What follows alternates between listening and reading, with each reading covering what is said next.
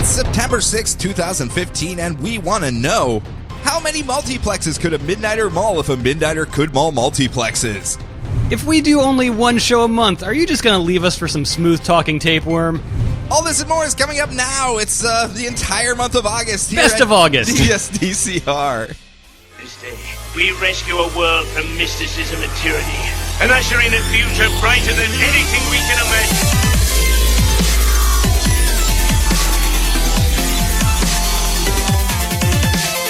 Look! Up in the sky! It's a bird! It's a plane! It's Distress Citizens Radio.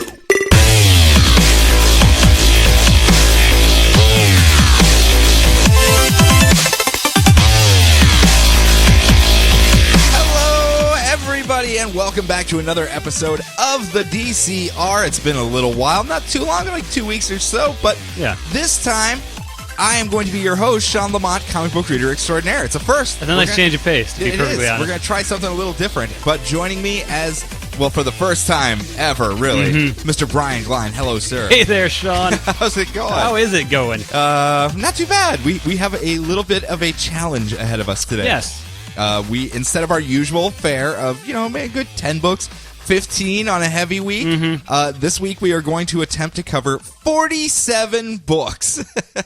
Just a few. 47 books. The idea was initially, we'll just choose like the 4 best books each, and we'll do like a long recap on that, and then we'll just touch on the important stuff. And then, like, as we start saying, maybe we could just do like one sentence per book, like the other books. And then as we kept going along, it's like, a lot of stuff happened in August, didn't it? Huh. Damn you. I know, right?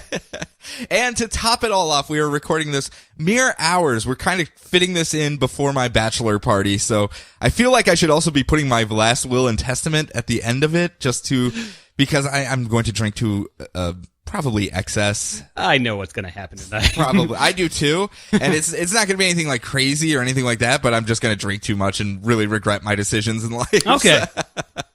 This evening, at least. This evening's decisions. But before we get into the books, because that's what we're here to do, let's give the people a little bit of a warning. We are going to be covering all 47 books, and there is a likely measure of spoilers coming up.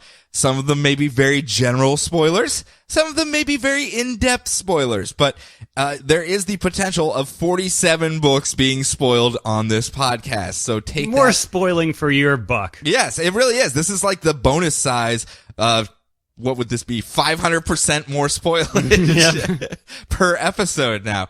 But we do want to give you guys fair warning so you do not have your book spoiled. Do not listen to this episode if you have not read the books that you want to read. But I don't think we really have much time to lollygag today. No lollygagging. So we're just going to lunge forward into this week's books. All right, we are going to start off with week 10. Week 10 of the DCYou. The first week of August. That's where we are. August 5th, it looks like. And are we just going to go alphabetical order? Alphabetical order, yeah. We're putting our heads down and we are powering through this, my friend. Let's do this. Go. All right, so in Batmite number 3, Batmite tries to make Damien laugh because Damien's too serious. He is kind of serious. You know what? This Damien didn't remind me of any Damien is serious business. This Damien did not remind me of any Damiens I've read in the past couple of years. Well, this was more this would have been like just out of the League of Assassins Damien is what it read like to me. Kind of he's like just getting under the wing of his dad, and obviously he still respected Batman and everything, so we're a little ways into that, but he's still just kind of like, man, I cannot be fun whatsoever. Yeah. Nah. Going on to Batman Beyond number... That's all you're going to give him? Yeah. Oh, man. It's how many books... so over-prepared. How many books do we have? So I sent you verbatim what I was going to be doing for these first couple books. I thought those were the Cliff Notes versions, not the actual recaps. I told you 4 actual recaps, 1 sentence for the rest. Okay. So wait. We need to work on your reading comprehension. Batmite 3. Are you still enjoying it at least? It's got its own style. It's got its own flair. Its own style. It's certainly more kid friendly, but I'm not sure how kid friendly in regards to just. I'm not sure if they would be getting the same out of the jokes that old there are a fogies lot like of us would be getting. jokes, but I mean, it does have a lot of slapstick too, the Looney Tunes style stuff. Not as much as Harley Quinn or Bizarro, but I still think it's pulling its weight as a bat-themed kid book. As a mini-series, it's doing perfectly fine. It'll be good to give to like a 6 or 7-year-old and just be like, here's your Batman book that you can read type thing. Yeah, exactly. Or you're not going to read actual Batman. No, you get Batmite. No nightmare murders. Little Timmy, you stop complaining right now. All right, Batman Beyond number 3. Former Red Robin Tim Drake, who as we all know is currently living under the guise of the new Batman Beyond. Holy shit, you put the whole acronym in here. Yes, I did. The notes have FRRTDWAWKICLUTGOTNBP whenever he references Tim Drake. Yep. So... You didn't know what that was? No! It looked like you just bashed the keyboard a couple times. Yes, there was a cat that got into my house and started walking across the keyboard. All right, so he escapes the clutches of Brother Eye, only guess what? Brother Eye let him escape so he could hitch a ride on the tech in his suit back to Neo Gotham so he could take it over. Yeah, not exactly the best game plan there. And I kind of like how this is ramping up. Yeah. Because I thought they were just going to keep that stalemate for... ever. That was just going to be the setting, so to speak. There's a couple books like that where they're going a lot faster than I was expecting with some of their stuff. Yeah, and I don't know if that's a mandate as far as, hey, get the heat on your book going now. Yeah. I mean, we don't know if the slow burn's going to work for this one. Or maybe people are finally just rebelling against the decompressed storytelling. It could be, but I kind of like the pacing of it where it's just like go. Because by the second one, we were just kind of like, okay, I mean, we're getting introduced to all the supporting cast, and the villain is, ooh, look how big and scary Brother Eye is. And then by the third one, they're like, okay, he's going to annihilate all of civilization now, so enjoy. This one's not a mini, is it? It's a full run series? As far as I'm aware. Okay, fair enough. I get to do a book. Mm-hmm. Oh man, I'm going to do this totally wrong. You've got a couple of books. Yeah, man. I'm going to do this totally wrong. It was a Sean heavy week on week 10. Yeah, well, we balance out in the long run. Mm-hmm. Detective Comics number 43, the GCPD is in disarray because Detective Yip, aka the love interest of Harvey Bullock. I don't want to wait for our lives to be over. It's finally his turn. He gets to have a love interest, and it turns out she's dirty and is selling secrets to someone as far as the police beat and where they're going to be. And Detective Yip has to finally Detective Bullock has to. He was hoping for Christina Aguilera dirty, but it was not. No, it was not. He has to confront her about being dirty because Montoya has blown the whistle. But more importantly, Keyes and Alvarez are also on the case because they're doing their investigations with Catwoman, and Catwoman has tipped them off that Detective Yip is a dirty cop. Not dirty, not even dirty South, but just dirty cop. When she's driving the cop car, is she at least driving dirty? She could be. Okay. She could be. She doesn't get to drive very much in this one because of the whole, being investigated for being a dirty cop. They don't just have a car chase scene. This isn't Fast and Furious where they just randomly jump in cars and chase each other down the street. Leading us to the sneak peek issue where Bullock is asking Jim Bats to help kill his partner before she ruins the police department because she is making everyone look dirty in what she's doing. And I don't think he's actually asking her to kill her or asking him to kill her. I think it's kind of get her off the books and hidden somewhere so he can try to figure out what's going on. But Jim Bats does have bigger problems as La Muerta, the hired guns that came to attack him, were targeting him actually to steal the power battery out of his Robo Bunny batsuit, and they are successful in doing so, at least one of them. And it turns out we find out who La Muerta was working for. Brian, you want to take a quick stab? The Penguin. No, good guess though. What if I said lives in the underground? I want to say Warhog, leader of the Warhog, but you're getting closer. It's probably Dr. Phosphorus. No, really? You're like right there. Joker's daughter. You are correct, my sir. Goodness. Joker's daughter has led up. I was wondering where she has been hiding. Yep, she was down in the sewers and has stolen the power battery. It turns out to power a giant Big O style Joker bot that is now stomping its way through Gotham as poor Robo Bunny. That was Batman. such a great theme song. Yeah, really it was all I would watch of the show, but it's like, Cowboy Bebop would be over. Okay, I'll stick around for the theme song. Click. Oh, you didn't stick around for the Inuyasha theme? Kelly watched a lot of Inuyasha. I know that much. Yeah, so now there's a giant Big O robot stomping through Gotham while Jim Bats in his Robo Bunny Batsuit is like, I thought I was the cool anime robot in this show. Poor Jim Bats. I also like Outlaw Star's theme song. That was a pretty good Outlaw one. Star was actually really good. Oh, really? I like that one a lot. So, moving on to Green Lantern number 40. Or actually, before I do, I really like the interplay stuff. It's really built up where you're getting all of the members of the GCPD are starting to get their little time in the sun, and they're getting to actually play around and interact with one another since they've been so segregated to their own books. Like Keyes and Alvarez have always been in Catwoman. Bullock has been in Detective. Obviously, Montoya's making her comeback. It's just really cool to see everyone kind of coming together and having their own issues with one another. And it's a good crime drama type thing. It's your SVU Gotham type story. So anyway, Green Lantern number 43, Black Hand is going bonkers. Cuckoo, cuckoo. Because everything he touched turns to stone instead of coming back to life as a desiccated zombie. So, okay. Understandably confusing and infuriating. If you want a desiccated zombie and you get a statue, you go, what the hell, guys? What the hell? I had a motif. You're ruining it.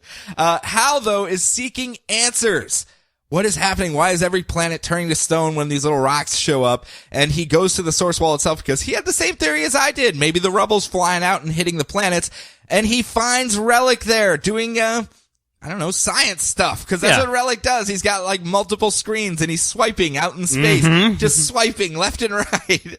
And he goes, I'm going to have to be really stealthy to talk to this guy. So he takes off his power gauntlet and kind of floats on over. He goes, hey, Mr. Relic scientist guy, what you doing? Did you find any scientific things that may prove why planets are turning to stone? And he goes, no, not really. But there's this weird big hole in the source wall here that we should probably do some investigating on. Unfortunately, before they get their investigation done, Virgo, the side character that he had rescued earlier in the series here, is going, oh my God, he's in trouble. That guy's gigantic and he's talking science to him. I should put on the power gauntlet and prepare to help him. And as soon as he puts on the power gauntlet, it goes, power overload, and shoots off Green Lantern energy everywhere. And Relic goes, wait a minute, I know you. We just talked about it like a week ago. You're the leader of the Green Lanterns. And he goes, whoop, whoop, whoop, whoop, whoop. Jumps in his spaceship and flies away. Honestly, the best part of the entire book still is Darlene, the spaceship AI, who is becoming more and more independent as the series continues on and just wants to explore space on her own. Maybe if I didn't have all these meat sacks inside of me making me go places, I could have a fulfilling life as a spaceship. But it's actually kind of my little, I like it a lot. But on their trail, though, before we close out on this one, there is a group looking for Prince Virgo, who is on the ship there with Hal, and they're killing everyone in their path to find him, and they call themselves the Gray Agents, which is, a nifty name for a villain agency, I guess. I mean, I hope it's not a temp agency. Yeah. It's the gray temp agents. That would be really, really bad if they're just like, I'm sorry, I was never actually trained in what I'm supposed to do. These are the aliens that keep getting spotted by the guys in the trailer parks, is what you're saying. Those are the gray temp agents. The gray temp agents. So, keeping it in space, though. Sexy time, Lobo. Yep. Being sexy, doing sexy things. He has been ensnared by the Countess Odessa and her creepy skin-burrowing spiders, who have taken over his body and forced him to do creepy skin-burrowing sex acts with Countess Odessa, as she herself is the host of all of these robot spiders, and they crawl in and out from her skin, and no. Sexy time. But he is under her control right now and is being forced to be a bodyguard for her and her genetic laboratory, where she's trying to literally just strap Thanagarian wings onto things. Just like, I don't know, let's try it and see what happens. But the lab comes under attack by a Citadel assassin, who is, by the name of Wyvern Cross. I don't know if this is an old school character, but that was a pretty good name, though. Yeah, I was like, he just shows up and he's like, I know you're Lobo and all, that's kind of cool, but I'm Wyvern Cross, man. Come on, you have to give me at least some props.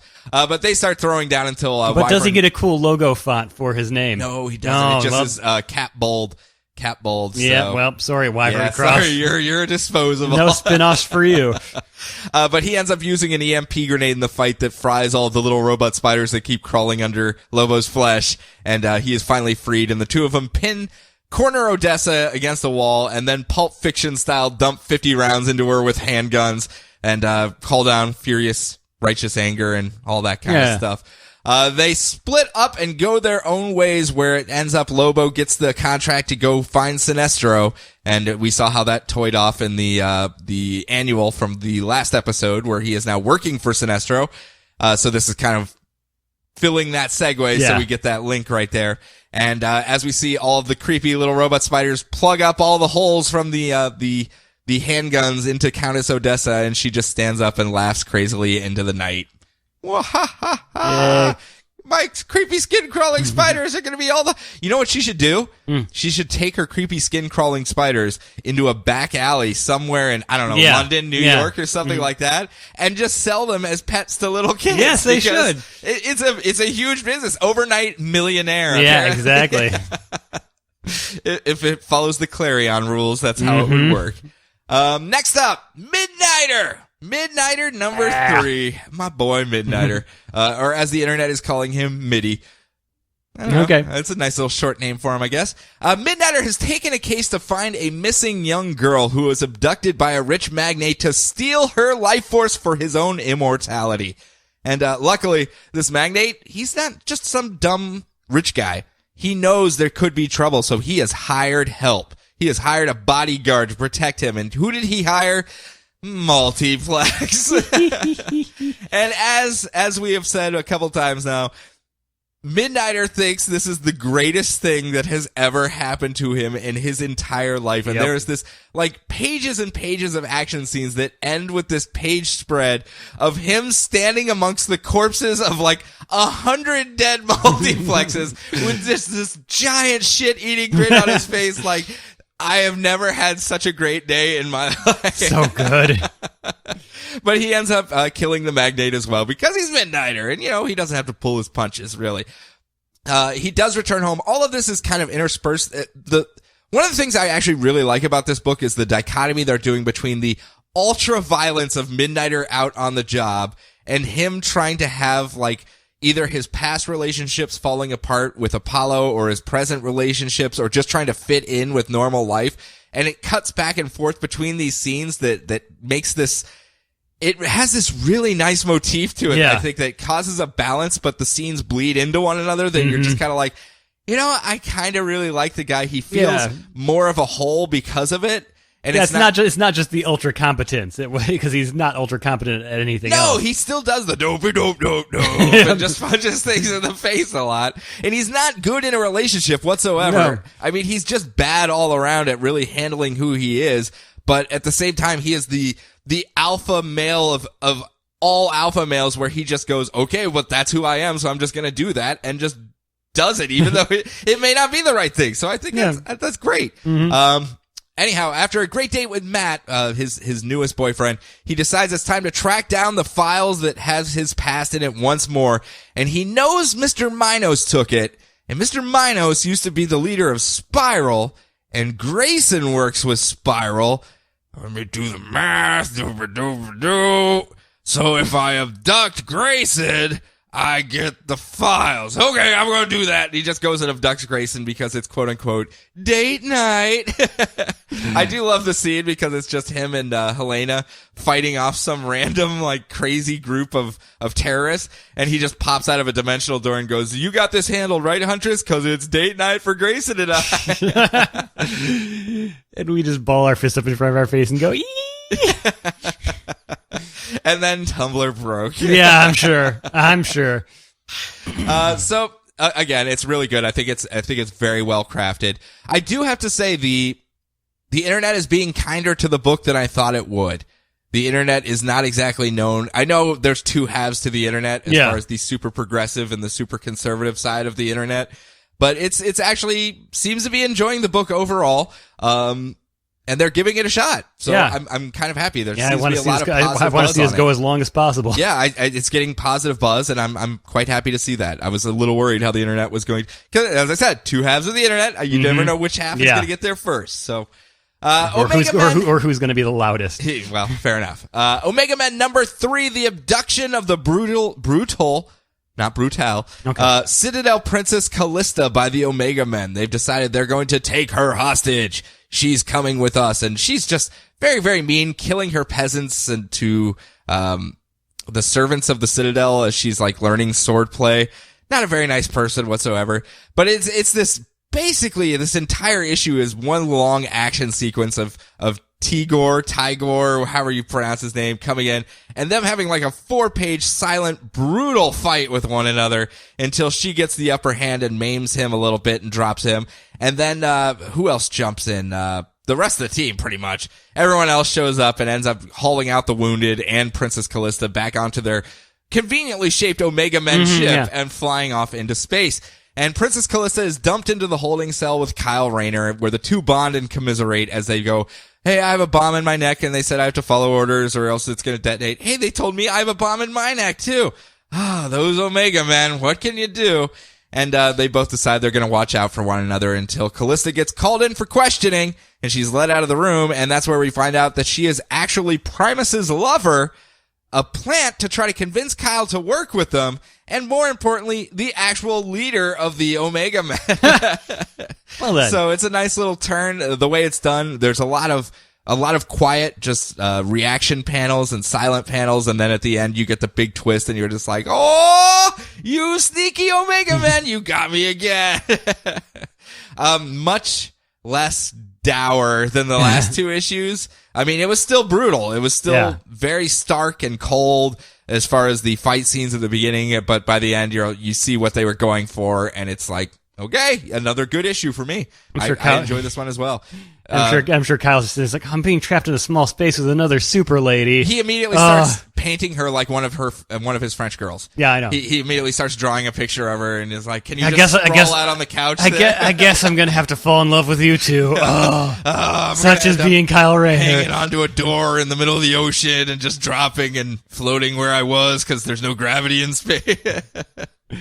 But that wraps up week 10. Yes. 1 down, 3 1 to down, go. 3. 1 down, 3 to go. All right. So week 11. Week 11. We're starting with Action Comics 43. Action. Superman in Kentville trying to save people.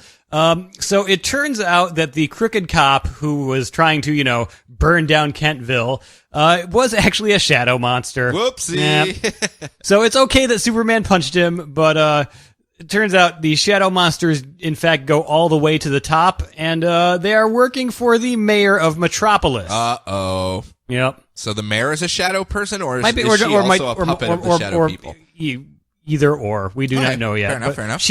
We didn't see her as a shadow person, but we saw her sitting with her her fingers templed at her desk with a bunch of shadow monsters behind her. Okay, so. well, that's a pretty good indicator. Maybe she didn't know they were there. Maybe she was just like getting ready to order lunch and had no idea that shadow monsters were behind her. Flexing the muscles in her fingers, just cracking the knuckles. Yeah, carpal tunnel, really acting up. Just got a bad habit. Bad habit. Been doing it since I was a kid. Has a bad cackle. It's because of the throat. Has something going on there. He did attack a police officer that wanted to join up with them. Okay, well that's a little bit more. Yeah, but yeah, Superman is like kind of rallying the troops in Kentville and telling him, "You are all Superman." And Dante Rodriguez, who is the best, is like, yeah, Dante Superman Rodriguez. Got my white suit. I'm going to hit things with a baseball bat. It's like, you do that, Dante. You do that.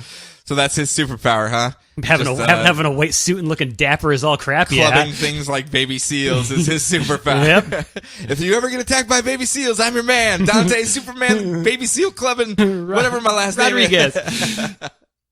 Yep. Let's see. Moving on to it's still so good. Still so good. It really is. It's been the highlight of the Superman books for me still.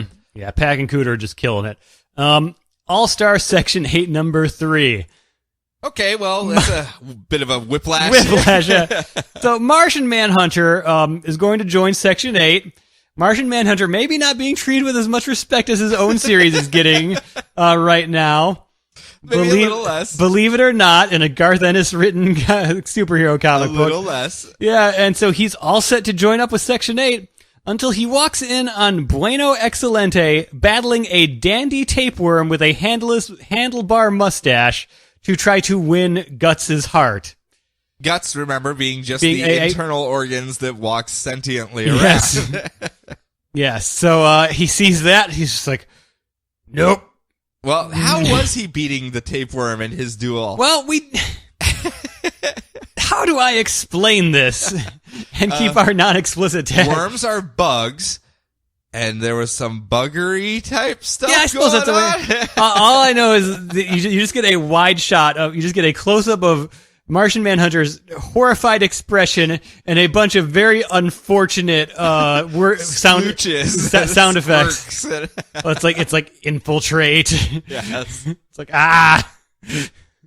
So yeah, Section 8. It did cut back over to the watchtower though on the moon. That's not even there, but Yeah, hey, yeah. it is in this book. So Yeah, the yeah. watchtower's on the moon. If we're going off of old continuity, kind of, yeah, you know. Yep.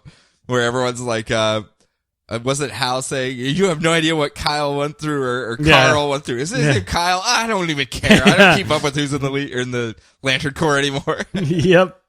Yeah, that was really good. Right. So yeah, it's certainly So they something. still can't find their 7th. Still can't find their 8th. Or I'm Can't sorry, find 8th. their 8th, Yes, yeah. their 8th. They've got their 7. They've got a Justice League, but they don't have a Not a Section 8 yet. don't have a Section 8. So moving on to Batman 43. This is one of the ones I'm going to be looking at a little bit more. So we're dealing with Jim Gordon as Jim Bats. I guess I'll just go with that. Yeah. So Jim Bats, when we saw last issue, he went up to Bruce Wayne to try to get his help figure out Mr. Bloom's superpower and like what's up with all these seeds. It's like you obviously, you helped out Batman a lot. You seem to have a lot of connections to Batman, and Bruce Wayne's just kind of like going all shifty eyes. Like, I mean, your company made all the stuff that made my new super suit, and he's like, oh, okay. Oh, okay. yeah, those connections. Yeah, those connections, yeah. And Bruce Wayne's just like, no, Detective Jim Gordon, Yes, everybody. Detective Jim Gordon, yeah. Head detective. So he's just like, hey, I've got these seeds for Mr. Bloom. He's given like low-level hood superpowers. Can you look into that? And he's like, nope, nothing to do with it. I'm going to sit over here. I'm going to smooch my art teacher girlfriend. Thank you very much. Look, so they're making a kissy face. So then we cut out to outside in a car, Clark Kent, who totally knew that no matter how good an actor Alfred is, that he was lying to him about Bruce being dead, finally gets the story of how he's, like alive all of a sudden after we saw him die at the end of the beating up the Joker thing. Fair enough. And he's like, oh, well, hello, Superman, or should I call you Clark now? I'm not sure. So when Batman died in the cavern fighting the Joker, he was reborn because of the Dionysium, and it rebooted his brain. It grew it back from scratch. So he has no combat skills, no detective training. The last 15 years of his life, they're just gone. He's not going back to be Batman, sir.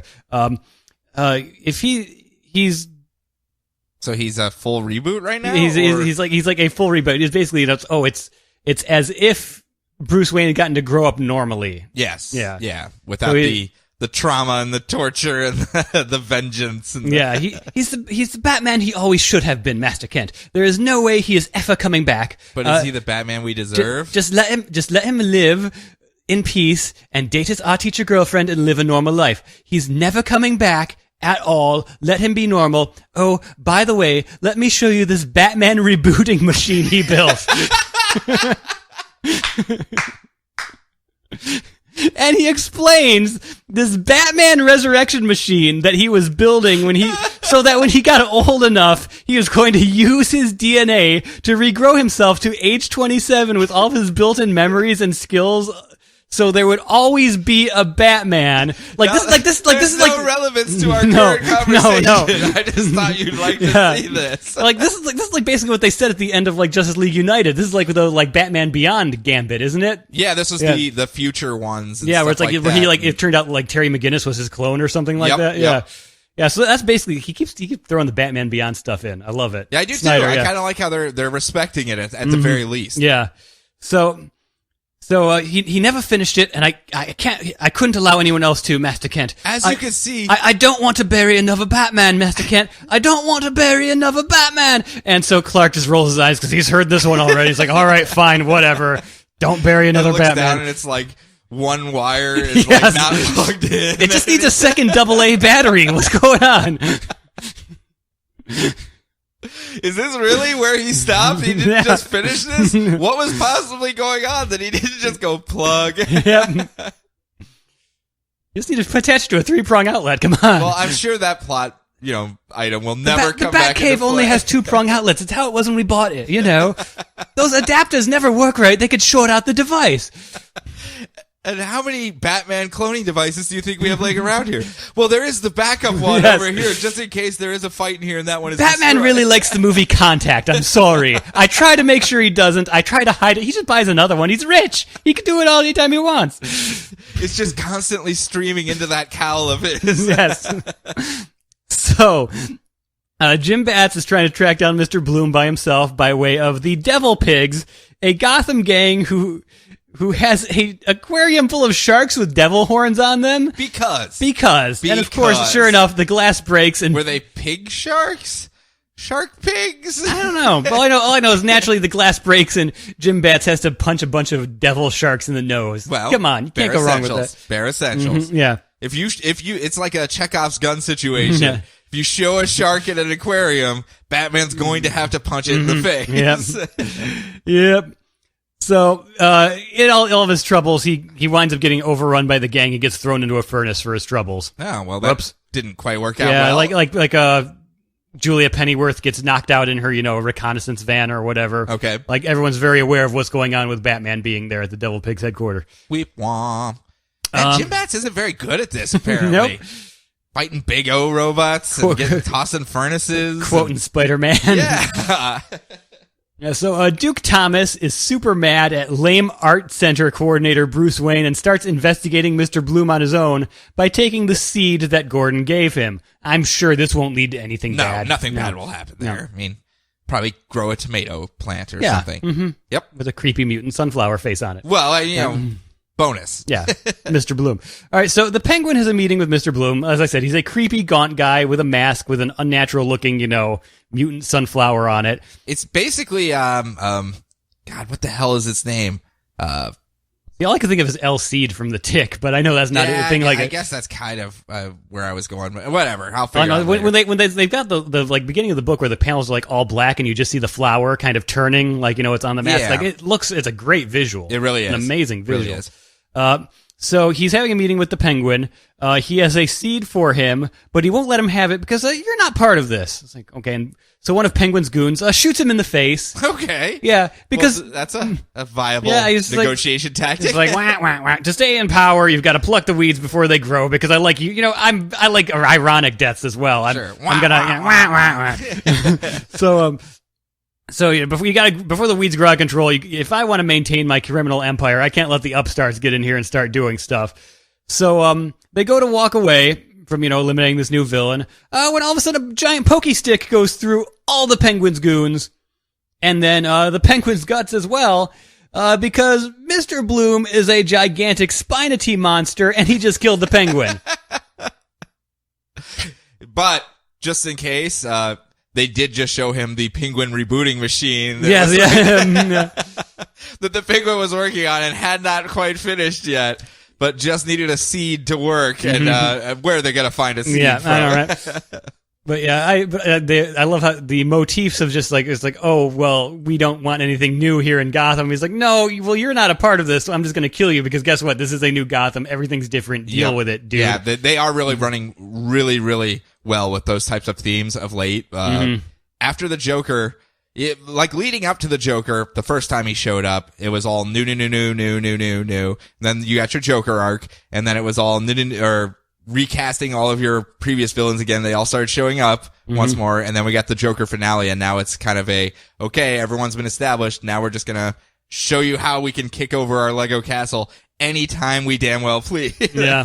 Yeah, Mr. Bloom, he could possibly be Dr. Death based on, the extended limbs and stuff. Yeah, the bone stuff. But he might just also be something new, but Gotham's just getting really weird, and I really like it. Yeah, I kind of like it too. Kind of like it a lot. Oh man, that would have been a good spot to put Gotham by Midnight, but that's not until next week, is it? Yeah, well, what are you going to do? Yeah, so Batman Superman 23, also me. So Superman goes undercover in Uker the Beast Lord's Royal Guard. Uker! But as Jim Bats tries to transport the miniature sun out of harm's way, we find out that Uker has recruited Aquaman onto his side. Yeah, because he's actually got a viable and valid reason to complain. Yeah. Superman came down, destroyed all of their light, power, and heat, and then just went, doop-a-doop-doop-doop, your light, power, and heat sources looks cute. Look at this guy. He's a little blue monkey. Look how cute he is. I'm taking him back topside. And left them all to basically die in the middle of the earth. So. Whoops, forgot about that. I was too busy making kissy faces at my ex-girlfriend. Sorry. Yes. So, I mean, it's a valid conflict that they're having here amongst the team. We also have another Gotham book coming up next. Catwoman. Why does that make me laugh every time? Catwoman number 43. I'm going to go in depth in this one, and I still will not do it justice, even as I do go a little heavier on this one. You remember Aiko, the daughter of the crime boss, the Hasegawa family? Oh, the new Catwoman, or the secondary Catwoman. Yeah, like the sidekick Catwoman, who's also running around Gotham dressed as a Catwoman herself. She is now training Spoiler in the ways of the mob. It's a nice little setup for them where, you may know supervillains and the whole, monologuing and stuff like that.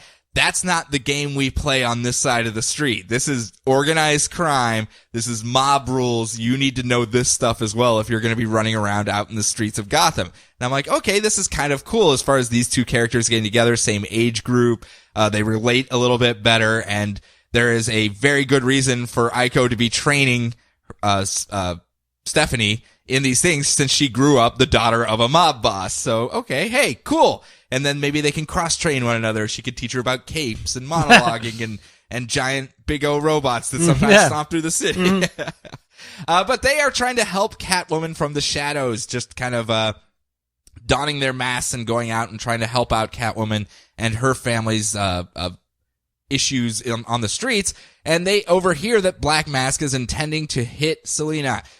Black Mask goes, there's only room for one person. I need to take them out right now. And they assume that, okay, well, he's after the Penguin because the Penguin has been this X Factor that's grown up recently into the field, and he's kind of acting as the median between the two groups right now and is slowly building his own power base and starting to compete.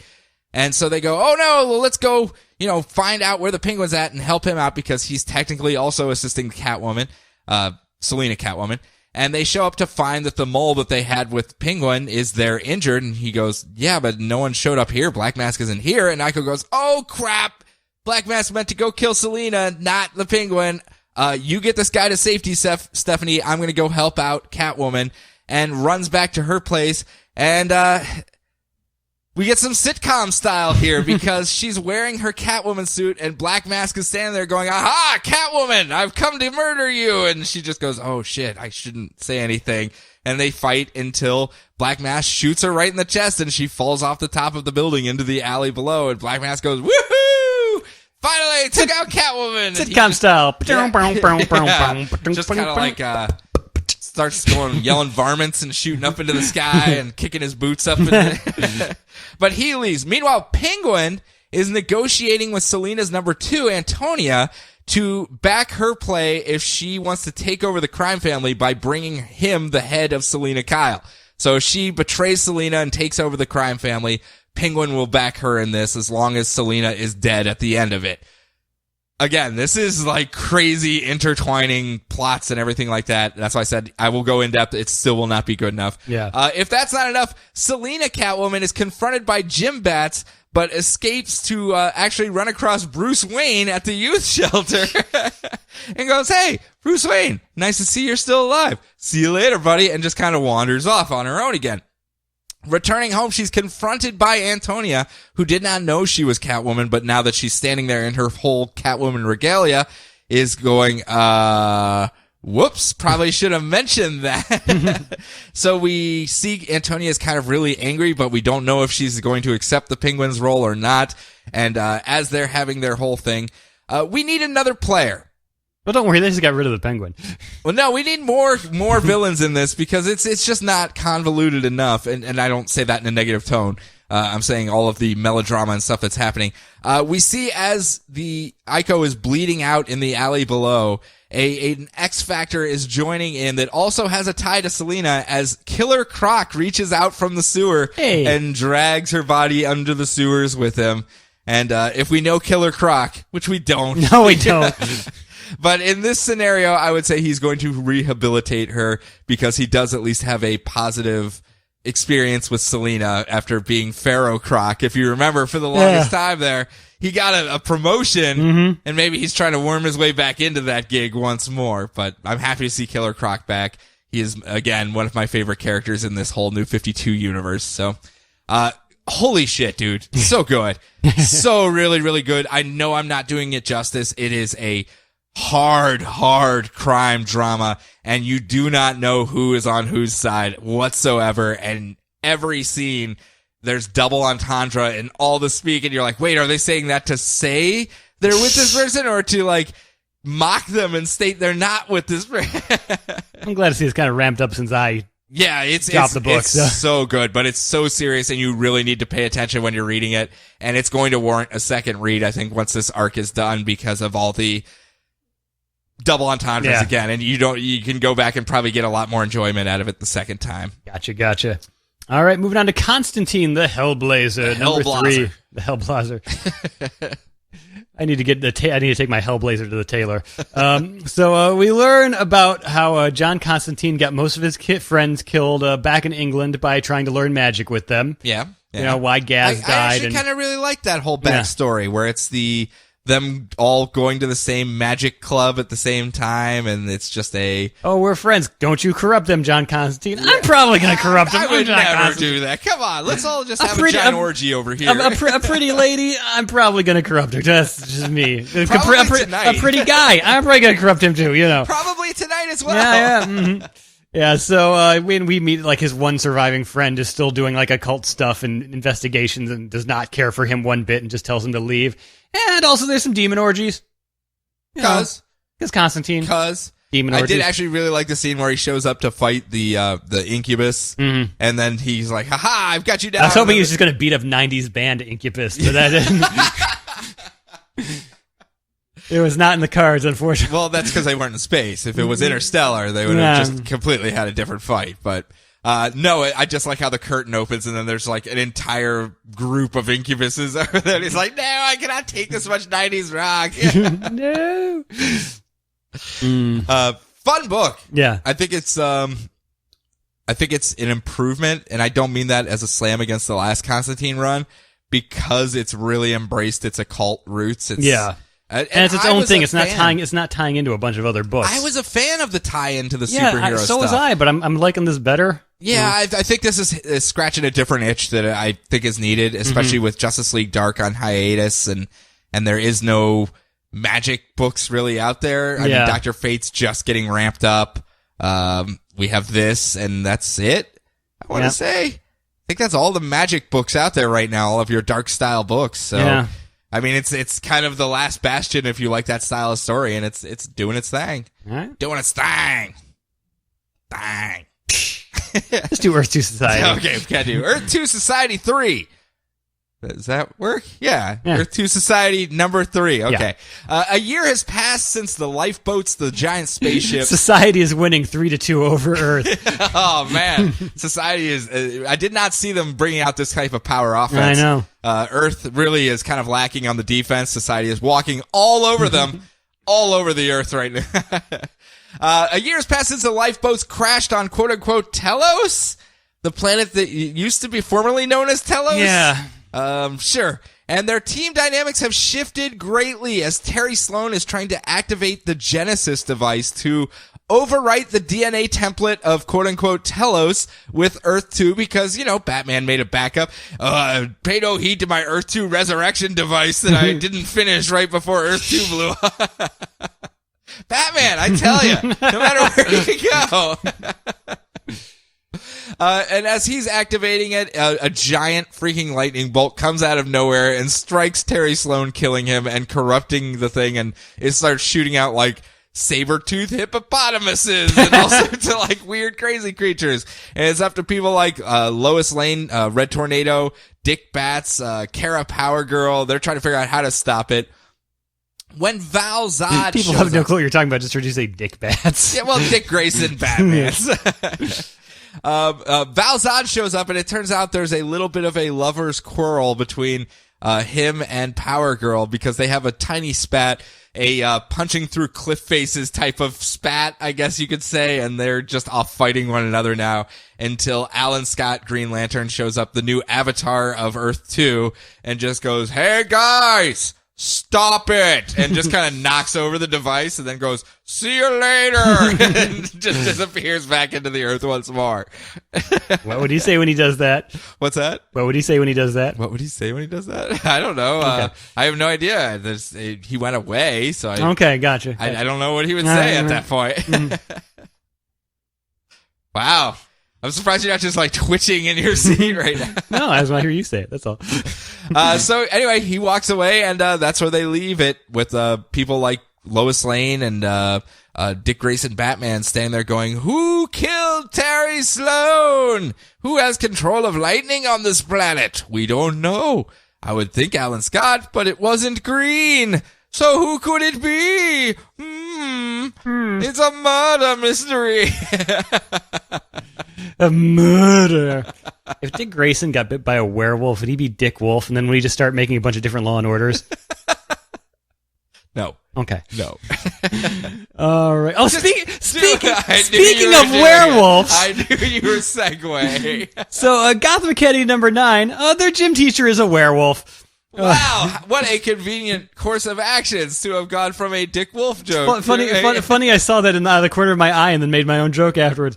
I love you so much, Gotham Academy, but we got so many books this week. Yes. So, their gym teacher's a werewolf. It's fun japes with the Gotham Academy crew. Come on. Yes. You know our thoughts on this book at this point. It's really good. It's cute. It's fun. You're going to read the first 2 issues and be like, okay, so it's kind of like a young adult style book, a Hogwarts for superheroes thing.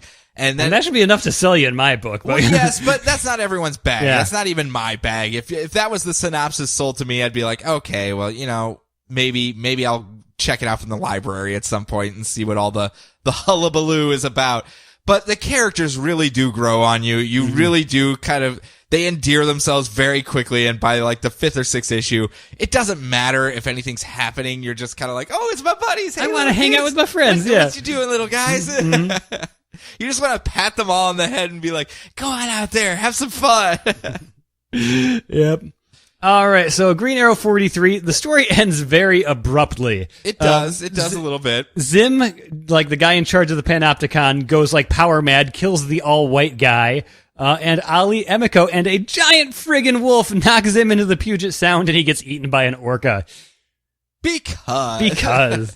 But it looked beautiful. It looked gorgeous. That was a well-drawn orca. But we do get Emiko riding around on a speedboat talking about how she's so much cooler than Green Arrow and she should have her own book and Green Arrow should be listening to her and Green Arrow should be her sidekick. Yep. And I was like, that's right, Emiko, you should just take over this book. Just riding on a speedboat with a wolf, riding shotgun. Yeah! We got Damien with a man bat. We got Emiko with a giant wolf. Oh man, the giant wolf and Goliath can play with each other. I'm just saying. All right, Justice League United number 12. The current JLU squad is able to defeat the Breaker, but not without sacrificing Swamp Thing. The giant pile of meat. In the middle of Lake Erie. This thing that has never been here before. So Poison Ivy, after they win and defeat the Breaker, send it back to where it came from, Poison Ivy is allowed to leave because she's going to try to bring Swamp Thing back. And Batgirl is going to be in the next issue, so yay. I was actually sold with this issue. Yeah, the way the team came together and used all their strengths in like ways that maybe they didn't think about in the first place. Yeah. Like, Equinox, like using like her nature powers to help boost Poison Ivy's connection to the green, stuff like that. Yep. It was really cool. I think if that's what they're going to do is give these other characters a chance to shine and have their own headline style story with them in it, while using them in unique manners such as they're doing in this issue, I think they have something to do with this that could find a really good audience. Yeah, it's a great way to introduce people to new characters that they may not be familiar with. Travel Foreman's just doing a great job. If you like the original start of Animal Man with the body horror, I guess, is kind of the way you could say it. Well, that's what the breakers are. It's like, oh, hey, we got to draw these gigantic meat monsters. Travel Foreman, hey, you want to come and do this? Just put your nightmares on this page, please. Yes. And he's also doing this like a J.H. Williams III kind of thing where, like, you remember the end of Seven Soldiers where he sort of, I'm not sure if you noticed this, but like he was sort of incorporating the art styles of all the people who worked on the miniseries. Yes. Into like, it's like, together into a cohesive style. And he's kind of doing that. Like when Batgirl shows up, like he's like I said, he's really like leveled up with facial expressions since I last read something by him. But like when Batgirl shows up, she's kind of got like an anime tint to her facial expressions. Like that's great. Yep. I love that. So you're perfect. Keeping the feel of the characters from their own books or from their stories. But they still don't look strange looking standing next to the demon. No. Who's just having a barbecue because he's awesome. He's the goddamn demon. Yeah, pretty much. Well, literally the goddamn demon. Yeah. If we had more time, this is probably one of the ones I would have gone into a little bit more in depth. But. Yeah. So next up, new Suicide Squad, number 11. They're still undercover with the League.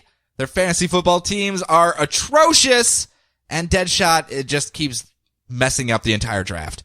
That's where I'm going to leave it. So, no, it's Deadshot and Manta going on a raid. They've infiltrated the League, the splinter group of the League of Assassins that want to be more hardline than the League of Assassins because the League of Assassins are getting too soft.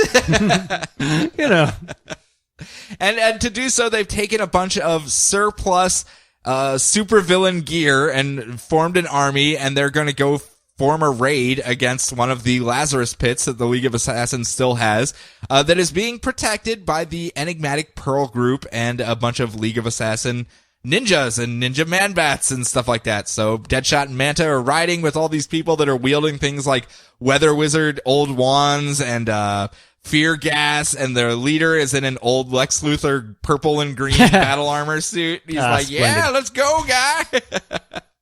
I thought it was great. It's like a mishmash of just surplus all stitched like when together. The Green Team found the old Tim Burton Batmobile. Yeah, kind of like that. Yeah. And they're just kind of, I don't know, I'm wearing Lex Luthor's gear with like Scarecrow's fear gas grenades and maybe I don't know, a bat orang over here.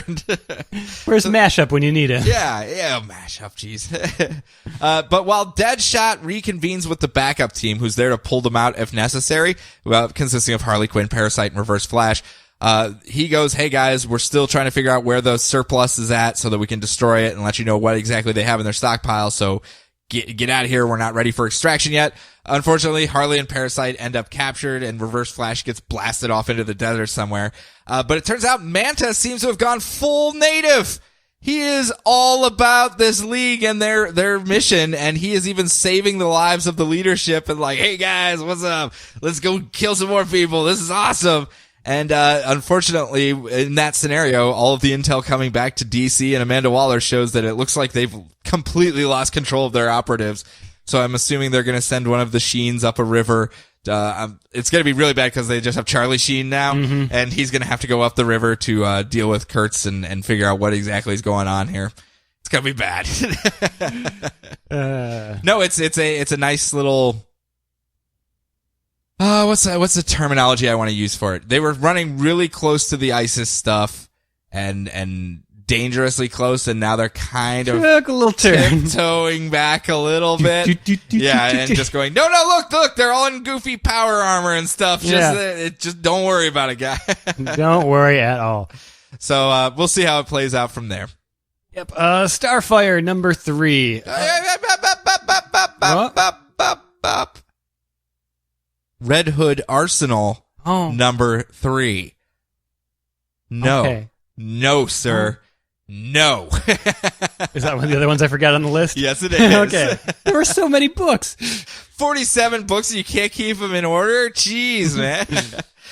No, Red Hood Arsenal number 3. You try to skip over my boys. I don't want to copy-paste things. I want to put hyperlinks things that I've accidentally... stupid idiots that I have endeared themselves to my heart are running around.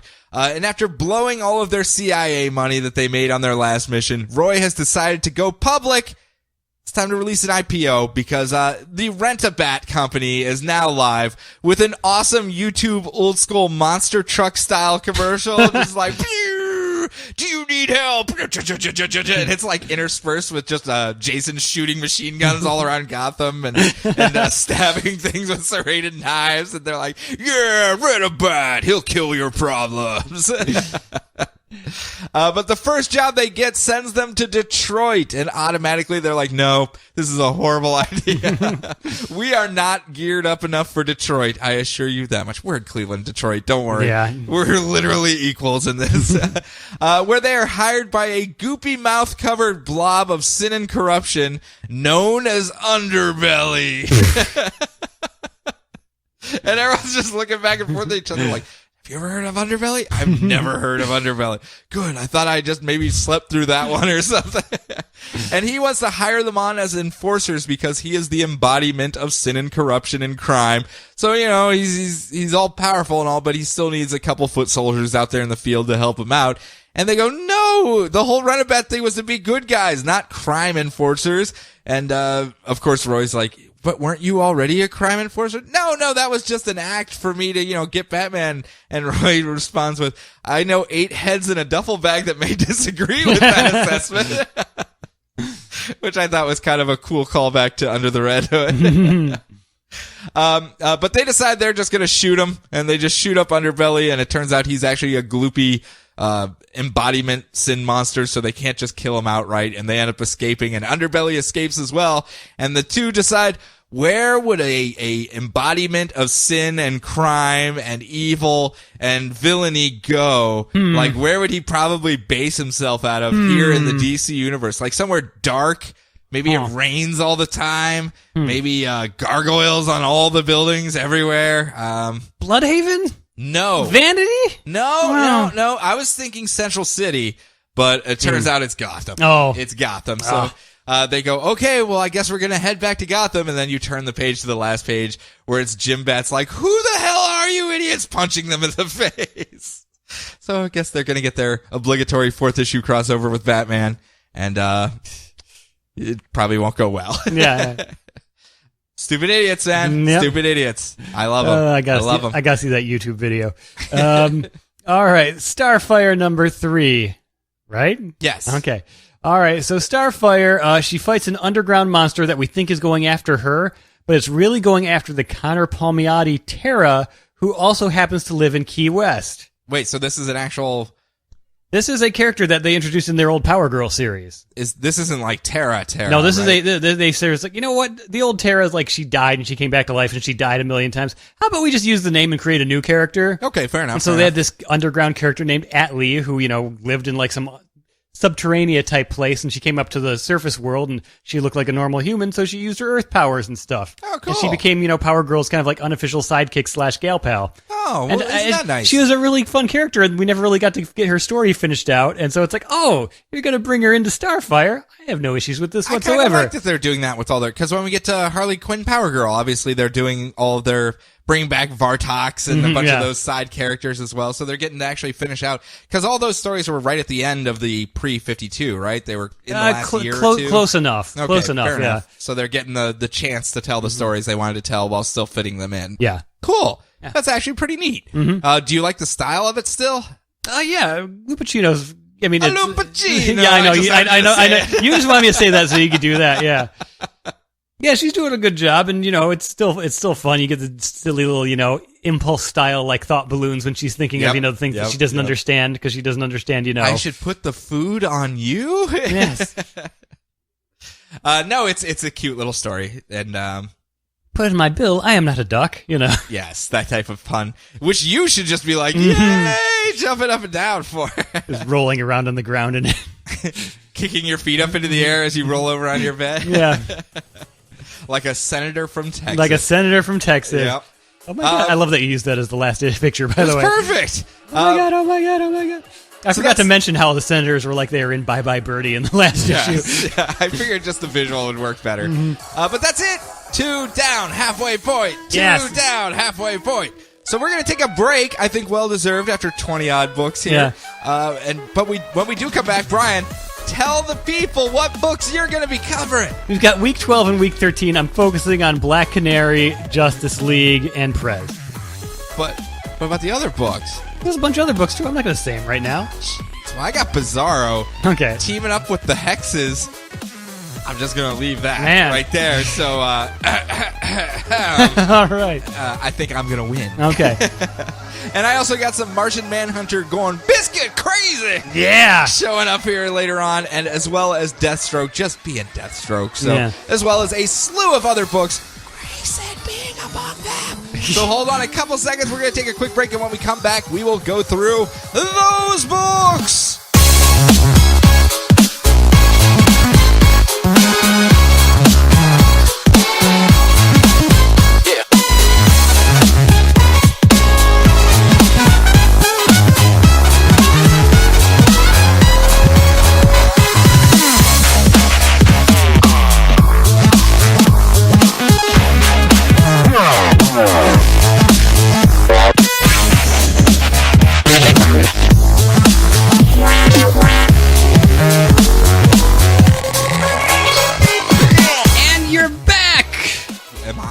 You're back too? You're back, yeah. Oh, phew.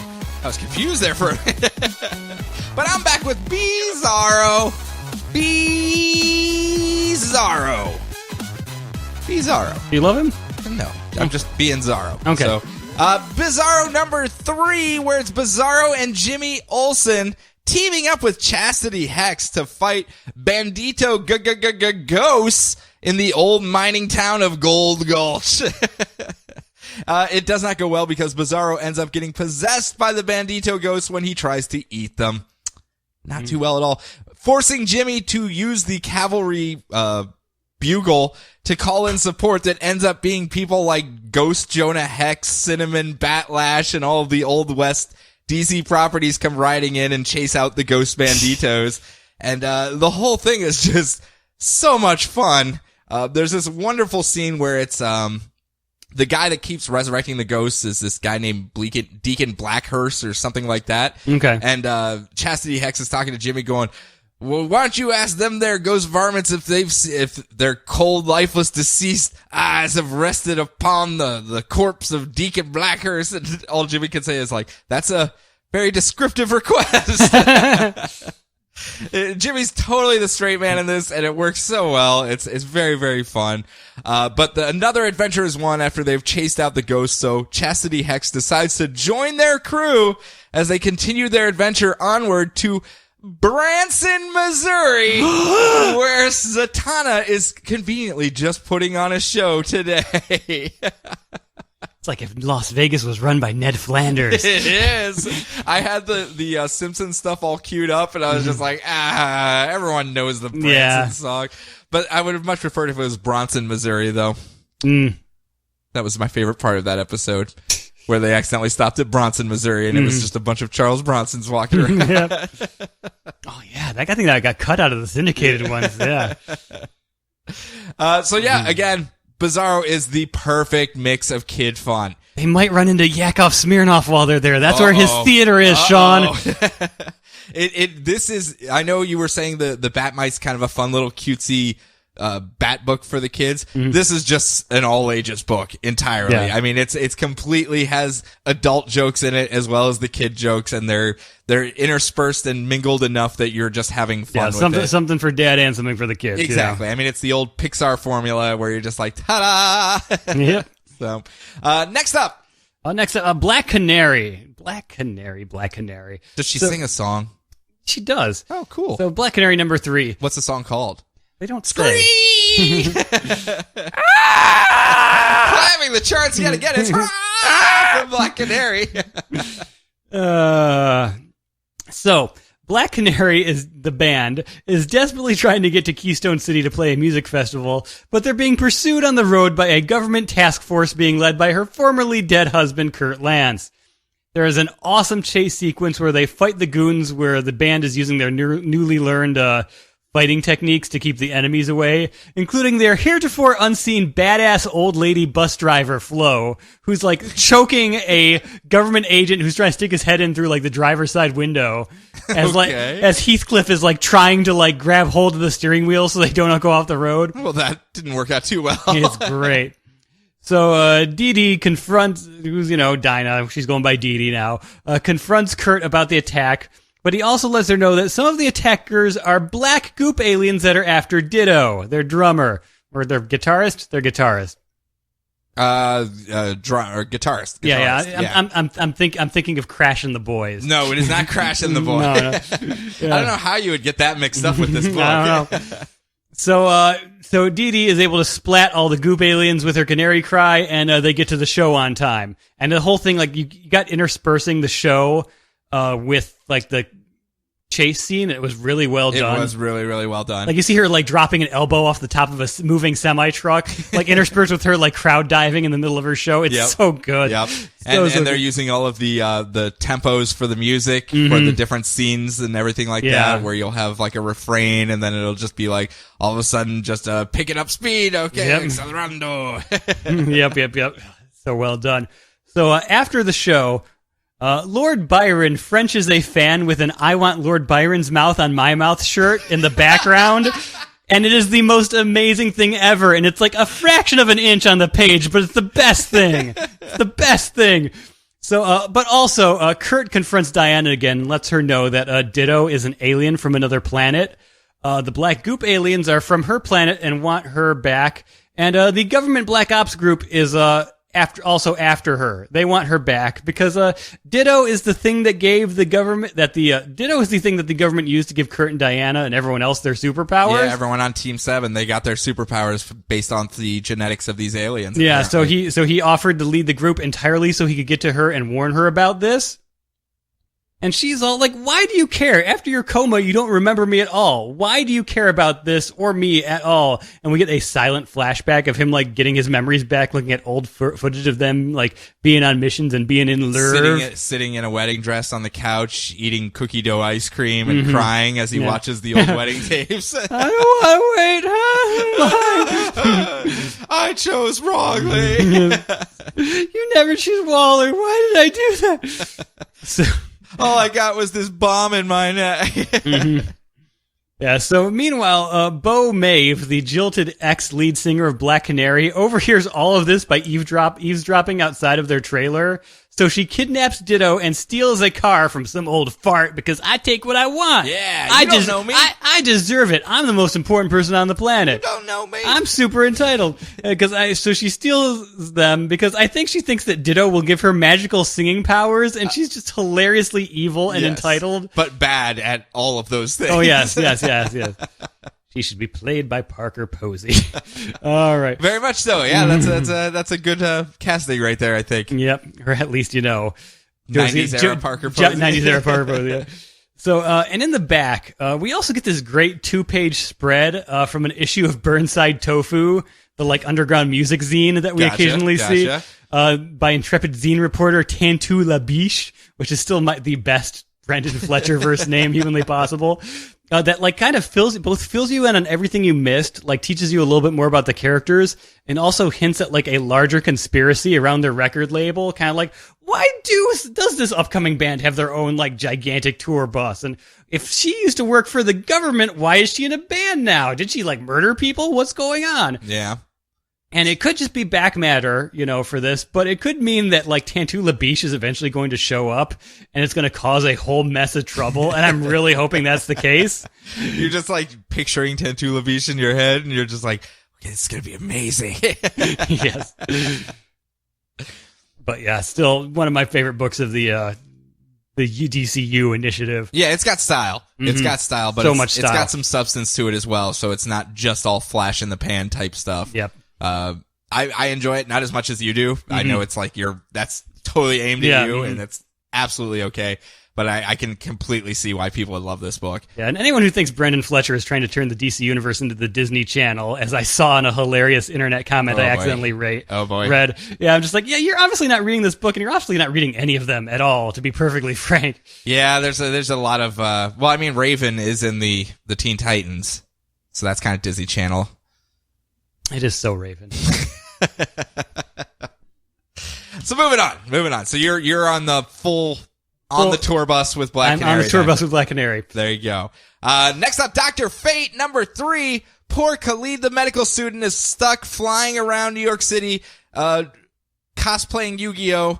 so that he could just make his deep voice go, "Fate has been kind to you today," and then he goes, "What the hell is that?" Why would I say that? Luckily, I pulled this very important card out of my deck at the last sentence.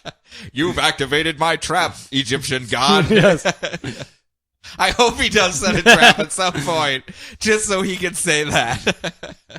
But no, he's trying to fight off against Anubis, who is trying to flood the earth, and is using his magic powers and trying to get used to them, and is still not quite convinced that this is not all a hallucination, as he is having a stress breakdown before his last year of medical school. So it's a nice little mix between that, and we get a lot of slice of life stuff with him and his family from Egypt that have transplanted over to the U.S., and there's a lot of really good characters that are being introduced in it, and I just don't have the time to dig into it. But I like the character and his supporting cast right now.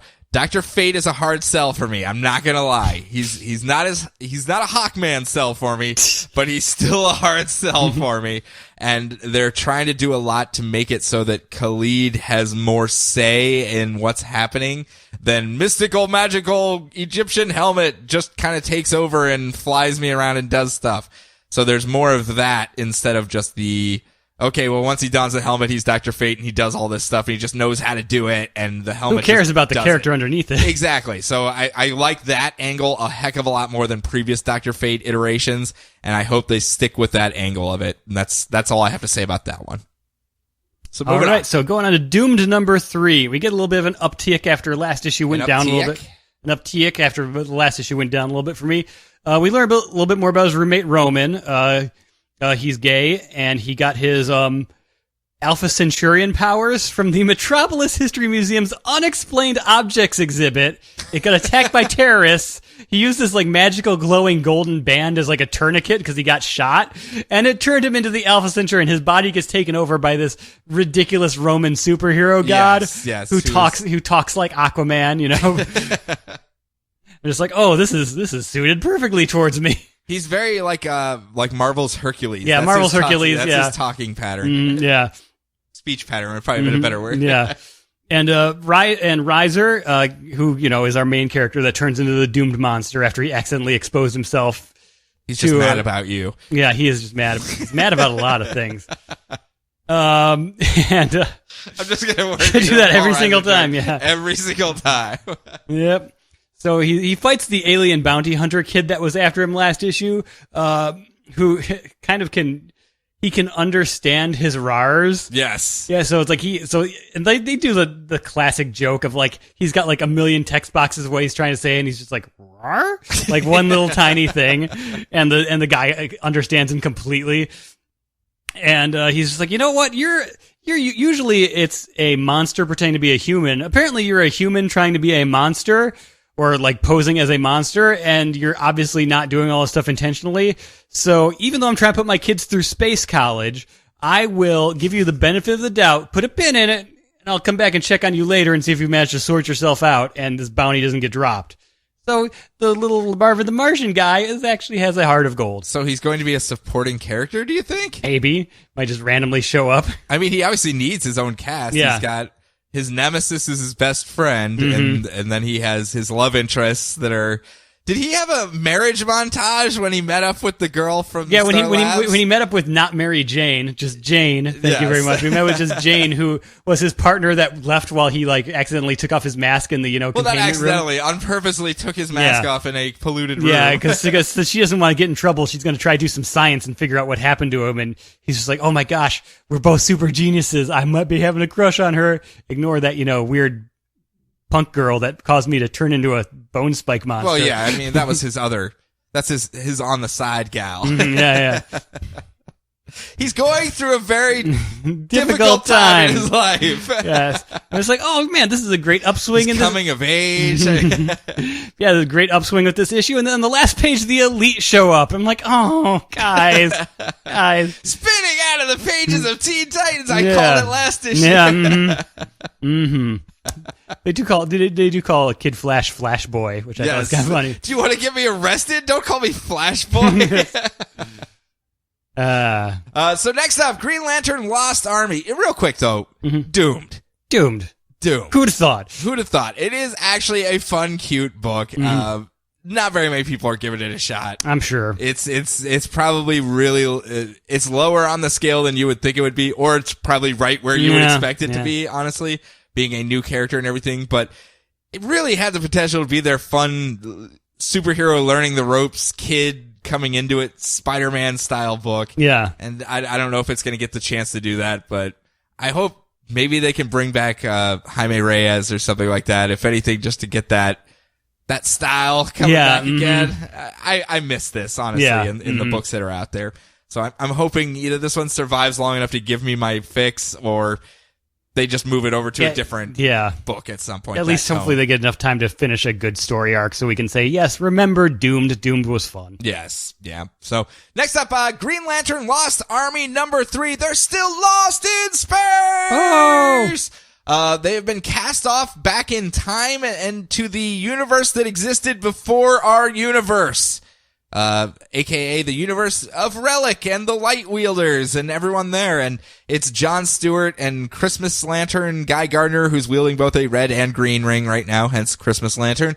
And a couple of their recruits that are out there floating around trying to figure out what's going on when they run across old-timey Relic, who's just a normal-sized guy. He's not a giant person with swipey things out in space. He's just doing normal science in his spaceship, trying to save this universe before the light reservoirs go empty.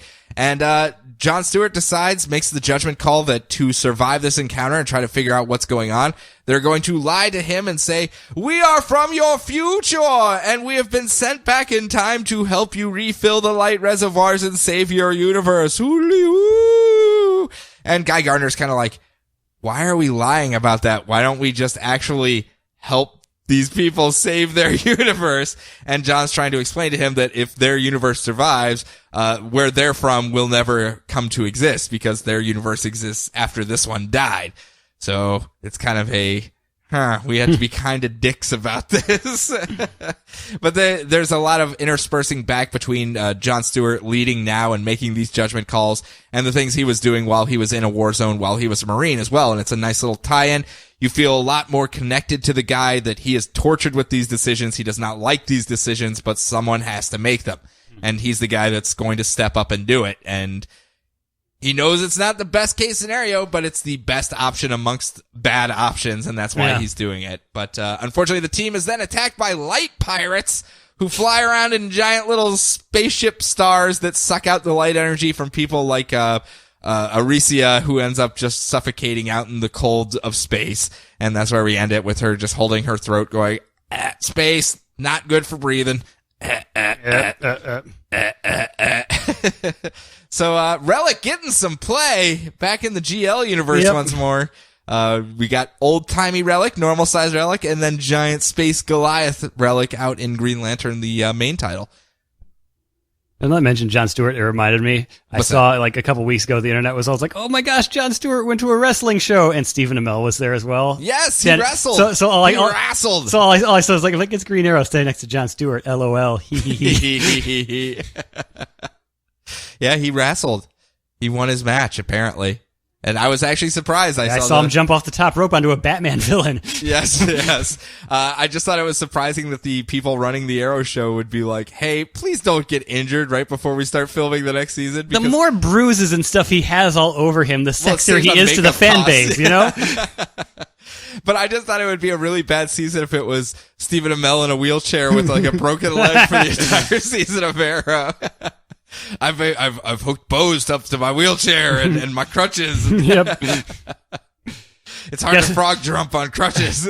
Diggle, you're going to be doing a lot this season. So moving on, Did we put Brandon Routh on another show? Uh-oh, bad timing.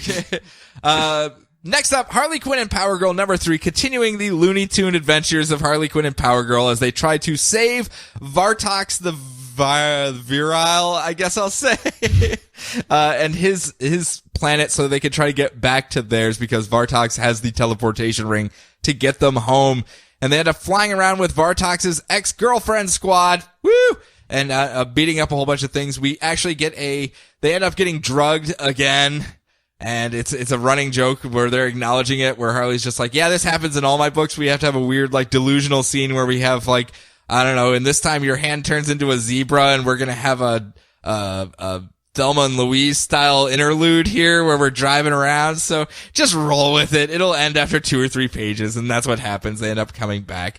So anyhow, they end up getting their way up to Vartox, but find he has been taken over by Odessa, the bad guy up there, and is now the bad guy's slave. And he and Power Girl end up fighting, but they have this like weird flirty fighting where he keeps flirting with her and saying how she's a prime specimen. And oh yes, clearly you're trying to distract me. That is why your costume is the way it is. That's the only explanation to have just that piece of fabric missing. Minefield. Yeah. So they end up fighting until they get knocked off onto one of the other moons, and it's a giant showdown between Power Girl and Vartox. My favorite part of this issue is the fact that he had to have a year of celibacy where he was trapped on the lust moons of wherever they're on. And while he was there by himself, he just made all of these erotic, gigantic sculptures using his superpowers. For like a year, the entire planet is just covered with these erotic sculptures of him doing things to people. And it's like, yeah, just don't look out the windows too. Your mind starts to go really weird places after a year. Are we see like scenes of like people in the city just kind of like randomly carrying around fruit in convenient places? It should have. But again, really, really fun, really cute little story. It's running back to the issues of Harley Quinn that I don't think anyone didn't enjoy, and it's an enjoyment to me as well. Cool. Moving on to Justice League 43. It's the Darkseid War. Oh, boy. It's important. There's a lot of stuff going on. It's important. Yep. So Calabac is introduced. Like, they've been slowly introducing all of the new gods and characters again, and we've kind of noticed, like, all their weapons are technically their mother boxes, so his, head smashing stick that he's always carrying around has a... This is my bonking stick. Ping, ping, ping. This is new god technology. I bonk with it. Papa Pal Calabac. I'm going to hit you with this. So Steppenwolf is there as well, and Calabac is just a ridiculous killing machine that doesn't care what's in his way and pretty much puts himself ahead of Darkseid in his own mind. So he's like, oh, Darkseid is more like Calabac is. Yeah. LOL. It's like, oh, that's not going to come into play later at all. They've kind of made him a very rebellious character, because he always struck me in the older stuff I've read as like ridiculously devout to Darkseid. Just dumb, always trying to prove himself dumb to manimal, Darkseid yeah. so that he would be the next in line to take over. Yeah. And in the New 52, he's just been kind of like, you know what? Screw Darkseid. Yeah. I'm kind of cool too. I got a bonking stick. Yeah. Sure, I don't shoot lasers out of my eyes, but I got this stick here. Yep. Batman, or Battron, is slowly going power mad in control of the Mobius chair. I love the fact that someone points out that, I think Cyborg points out, it's like, you keep floating just a little bit higher and higher above us, like every it's like the old like talk show host, like the talk show host seat is always higher than his guest. Yes. Yeah. The Lyndon B. Johnson approach. Mm-hmm. Yep. So there's an old school reference. Yeah, seriously. We're talking about our weird old school references. That's as old as possible. So the chair is kind of able to like give him, he's kind of got exposition powers now. He's like, we didn't know who Darkseid's daughter was. Now we do, kind of stuff. And the only thing that the chair doesn't know is who the Anti-Monitor is. Lex Luthor and Superman are trapped on Apocalypse trying to figure out what's going on and how Lex's sister got brainwashed by Darkseid. And also scuffling with some scavengers on the planet. Superman starts bleeding because there's no sunlight on Apocalypse. And so Lex starts to lose just a little bit of his swagger. It's like, oh, I'm here with Superman. I'll be fine. Oh, wait, it's just me in my power suit. Think, Lex, think. What should I do? Yeah. So they're going to have to trust each other now so they don't both get killed. So Batman explains everything that happened via the chair. When Mr. Miracle shows up and warns him that Darkseid is coming, they have to figure out a way to get the Anti-Monitor off of Earth so it doesn't get destroyed. Batman decides, you know what? I'm more powerful in this thing. It's more useful for me to go and find more answers. So I'm going to take a trip around the multiverse in my Mobius chair. Just cause. Just figure out how to deal with him just in case you guys aren't able to do it. I just want to see what kind of mileage I get in this chair so I can make an informed decision before I buy. Yeah, and Green Lantern is going to go with him too because space. And Power Ring. I do love that is his justification. Oh, space! No, that's mine, buddy. Yeah, that's mine. I'm going with you, yeah. And Power Ring wants to go with him because, hey, shouldn't you be helping me figure out how to use my ring? He's like, sweetie, stay with the Flash. He can teach you all about the ring. But he just runs fast. Like, he has no fear, Power Ring. I saw it on one of his t-shirts once. He can teach you all about the Power Ring. But that doesn't make any sense whatsoever. Hal Jordan out! Trust in Peace! me! Hal Jordan, everybody. He's really good with responsibilities and Yep. following through on those responsibilities. Yep. So the team split up and they're going to go figure out how to deal with the Anti-Monitor, and they do not trust Metron. So Mr. Miracle uses his mother box handcuffs to trap Metron while they're away, but as soon as they leave, Metron's just like, I'm going to break out of here really soon because I know that Mr. Miracle's handcuffs, to get out of them, all I got to do is squeeze my legs together. Oh! No, it's because he's Metron. It's all about me when it comes to Metron. Yep. Greedy little bugger. Yep. So no sooner do they go and see Anti-Monitor, but Darkseid shows up on Earth, and Anti-Monitor's like shadow armies from the Crisis show up, and Darkseid's got all of Apocalypse and the Parademons, and Wonder Woman's just like, oh, man, this isn't good. This isn't good at all. You think this is going to cause some like permanent damage? Yeah. Yep, and they do like some nice she talked about like how Odysseus had to like sacrifice crew members to get past Scylla and Charybdis to, make its way through in the old, Odysseus stories. And there's some very nice parallels. It's just like, well, one of us is going to die. It's probably going to be Power Ring, but one of us is probably going to die. Is surely not going to make it. It's probably Power Ring.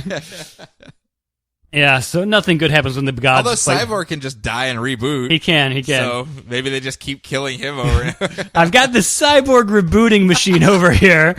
But it's not complete just yet. So hold your horses. My dad's being grumpy with me. He's not going to complete it until I go to his stupid lecture. And also, back on Apocalypse, like Lex Luthor and Superman are not doing well against all of the scavengers of Apocalypse. Not surprisingly so. Yeah, and so Lex is like, he's trying to like fly away, but his rocket boots can't lift both him and Superman. So he's just like, well... That's what he gets for going with the lowest bidder. Yep. And he's just like, well... This'll probably work. I'm Lex Luthor, right? And he's like, hey, Superman, you need solar energy? I'm just going to drop you in this fire pit. You'll be fine. And it looks sunnish. Yes, Lex Luthor, he tries to fly away. And by doing that, instead of recharging Superman's power normally, he has turned into Nega Superman and wants to kill Lex Luthor. Whoops. Yeah. Oh, Lex Luthor. Yeah. Another person not good at following through with his responsibilities. Nope. But he at least has a valid excuse. He is a super villain. I mean, a good guy, Justice Leaguer now. I'm a Justice Leaguer. What was I saying? So good. Are you enjoying this Darkseid War? I'm stuff? enjoying it. It's big. I mean, it's big. They're pulling in a lot of different angles here and really tossing their characters into some odd places, especially the literal Bat God that we have floating around. So I think that's a good play right there. And I'm almost more excited for when we eventually get the current version of the Justice League, where everyone's stuck with their like weird powers, and maybe Jim Gordon has to be on it or something. That would actually be really, really cool if they end up getting even just one adventure of all of the misfits and where they're stuck at currently in their books, and just going, hope Starro doesn't show up today. It's like not to always mention Grant Morrison when the Justice League comes up, but he was kind of like the odd man out. He was stuck dealing with whatever happened in everyone's regular books, as opposed to getting just Electric Boogaloo. Yeah, Superman, so he did Electric Superman when Aquaman died. He had to. Kyle had just shown up, wasn't it? Or like Wonder Woman died. Her mom showed up on the Justice League for a while. It was Future Flash shows up for a story arc, and Yep. Although he was writing that one, so I suppose that doesn't... He had no interest in cross-pollinating. Next up, Martian Manhunter, Biscuits! I was right! I was surprisingly right in this one. It turns out that all of the people that the White Martians are chasing on Earth are actually fragments of John Jones.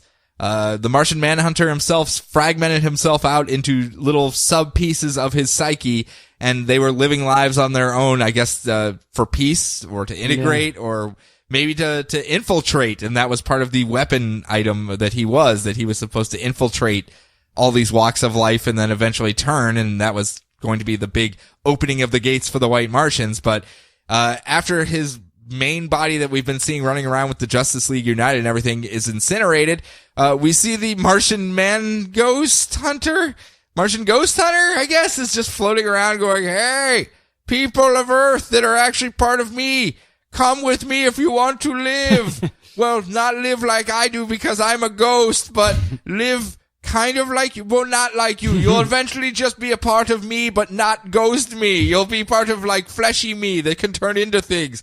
And everyone's just kind of blinking at him blankly, but he just keeps showing up in awesome chase scenes with trucks and just like jump in the car or like Roses with shotguns in the mall and shooting the T-1000. I don't know.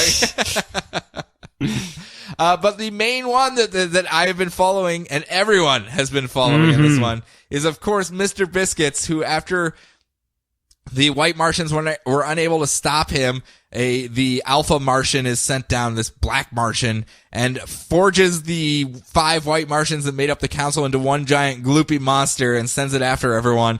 And Mr. Biscuits shows up and asks if it has cookies. It goes rar glar glar, and then he completely dominates it and destroys it and just goes, no cookies for me, and jumps on the car with them.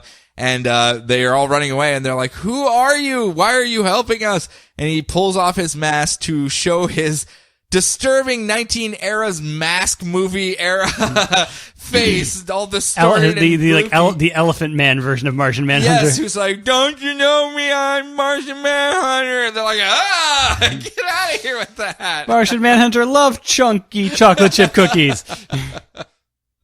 So, Mr. Biscuits, creepy, maldeformed chunk, Martian Manhunter.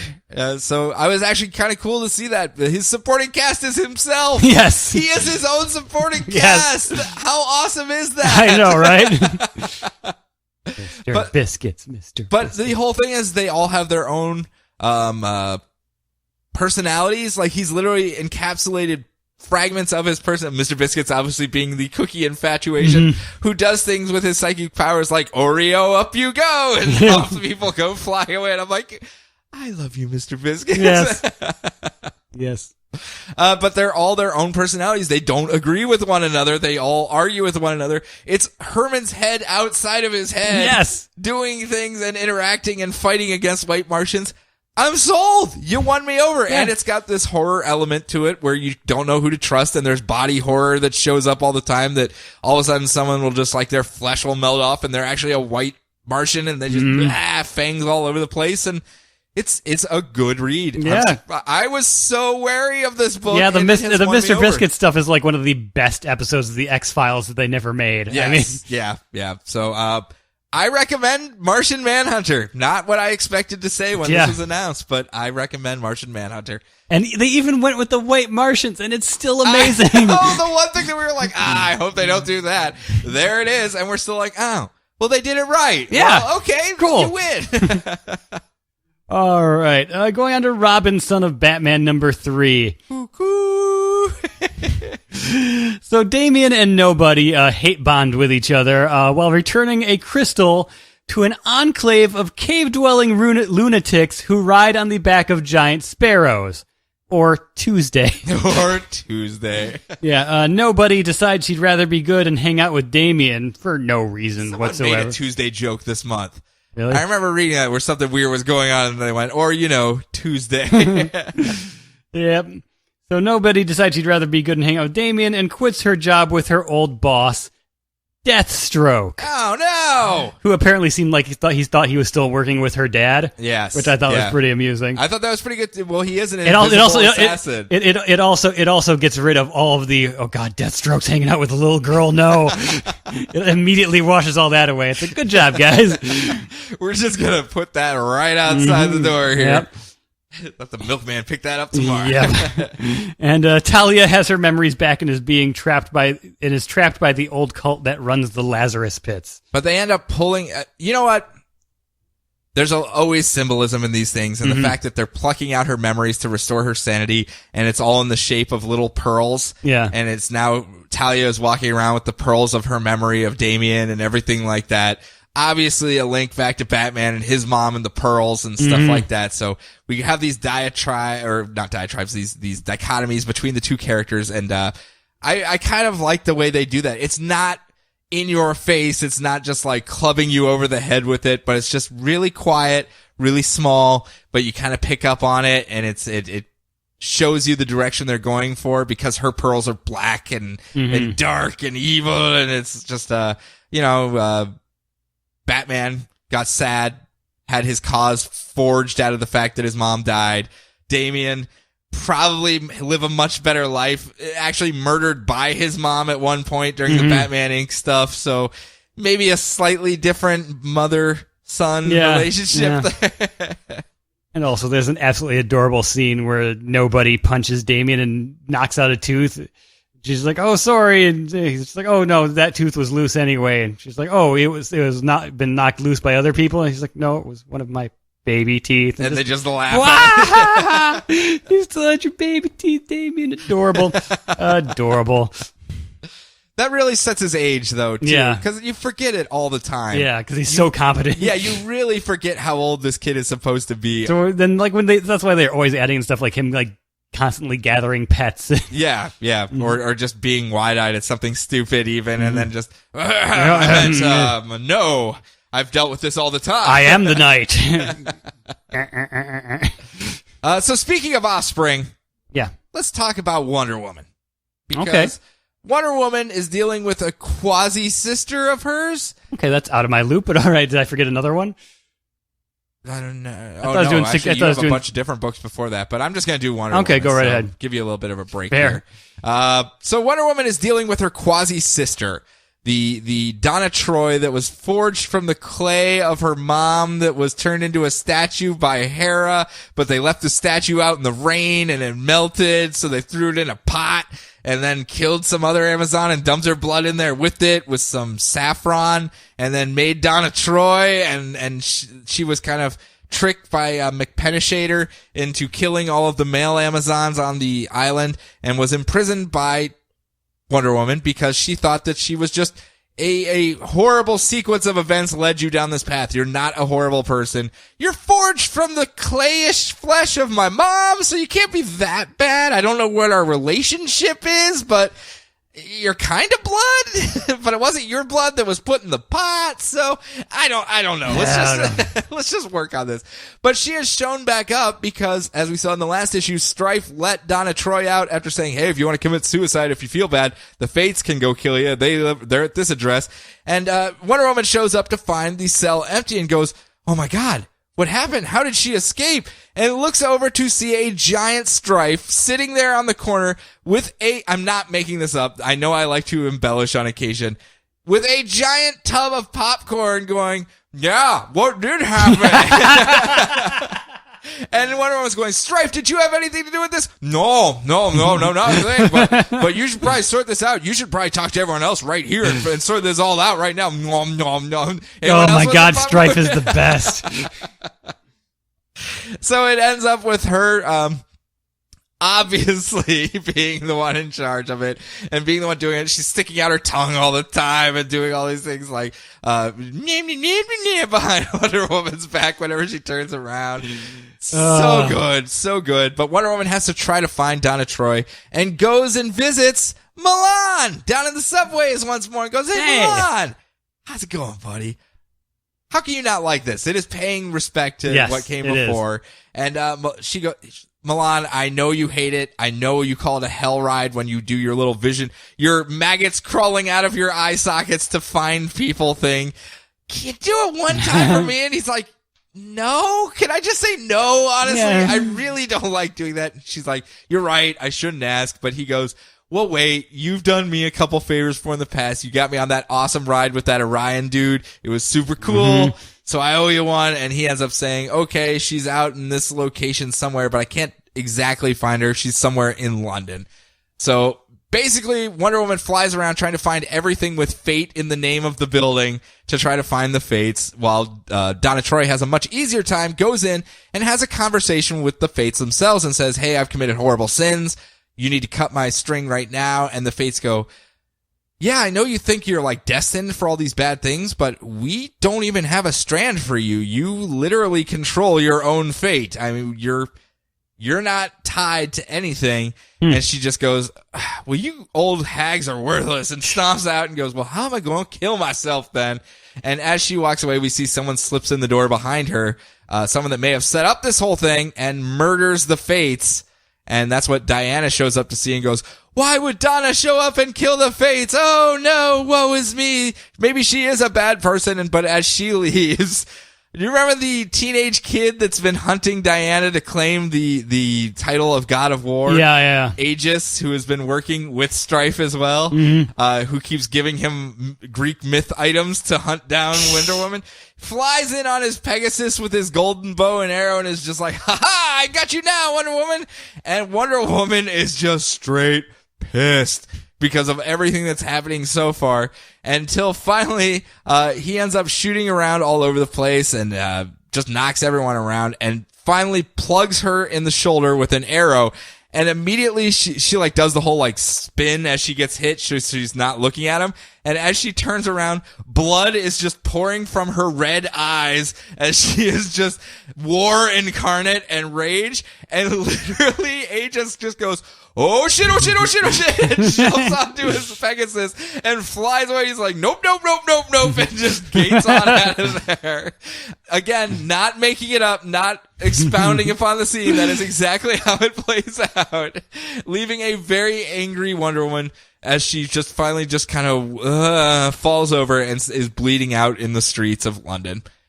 All right, Wonder Woman, I might have to give you another chance. There you go. I knew I could win you back on this one. I've said it before in the last like 4 or 5 issues. They're earning it. They're not, the stuff they did prior was set up. We were afraid it was going to be just too far, and now they're coming back with it to say, yeah, you did this horrible act, but you're not destined to do horrible acts. They're really building Donna Troy up step by step again after knocking her down so far. So good read. All right, I guess since we did Wonder Woman, I'll do Superman Wonder Woman first. Number 20. Okay. So it turns out Steve Trevor and Argus are behind the kidnapping of all of Clark's friends and stealing of his house. And Steve Trevor's president of the United States, right? No, he's just sitting at the desk. Yeah, but as the one big final gigantic middle finger to Superman for stealing his girlfriend, petulant, whiny Steve Trevor. He's not petulant and whiny. But what would have happened if terrorists took over the White House while he was sitting in the Oval Office? How would he have C-Tates his way into the Oval Office to save the president if he was the president? But so the president comes in and helps put things right after Superman beats a parasite in the middle of the Rose Garden. That was an awkward press conference, let me tell you. Just like, it's like, oh yeah, and Parasite is in the bushes, you know. We just keep him there. Yeah. It seemed like a good idea at the time, and it turned out to not be the most prudent of choices. You need a slightly longer pause at the last word. Well, we've got a long episode, and we also get some nice. This is like a super like Superman continuity heavy issue, in the best way possible, because it sort of lets you catch up with like all the characters we've seen since the beginning of the New 52 and how they're reacting to this. Because Steve Trevor kidnapped everyone, and so Wonder Woman Wonder Woman goes and like talks with everyone and sees how they feel about Clark Kent being Superman. And we get the most beautiful closure to the Clark Metropolis storyline as Cat Grant says, you know, I always thought he had the hots for me. And you know what? I honestly thought Clark Kent had it all over Superman. I'm just like, yes! That's all I needed. That's all I wanted. Thank you so much, Greg Pak. Clark Metropolis closure. Thank you very much. So if you enjoy, like, this is like the best kind of continuity porn. So if you enjoy your kind Superman, of backfill as well. It's an introductory continuity porn orgasm, I guess. Yeah, well, that's not what I would have called it, but whatever. If you want to do so, whatever, man. I don't know what you're doing when you're reading your comics. Yeah. Well, I'm saying the book itself is, never mind. Yeah. My own fault for using that choice of words. It's doing a really good job, Superman, Wonder Woman. And now going on to a completely different kind of continuity thing, a Secret Six number 5. Whew, indeed. Talk about, it's like, you know what? It seemed like we were treading water. Not anymore, buddy. Not anymore. Gasoline petal. Yes. Step on it.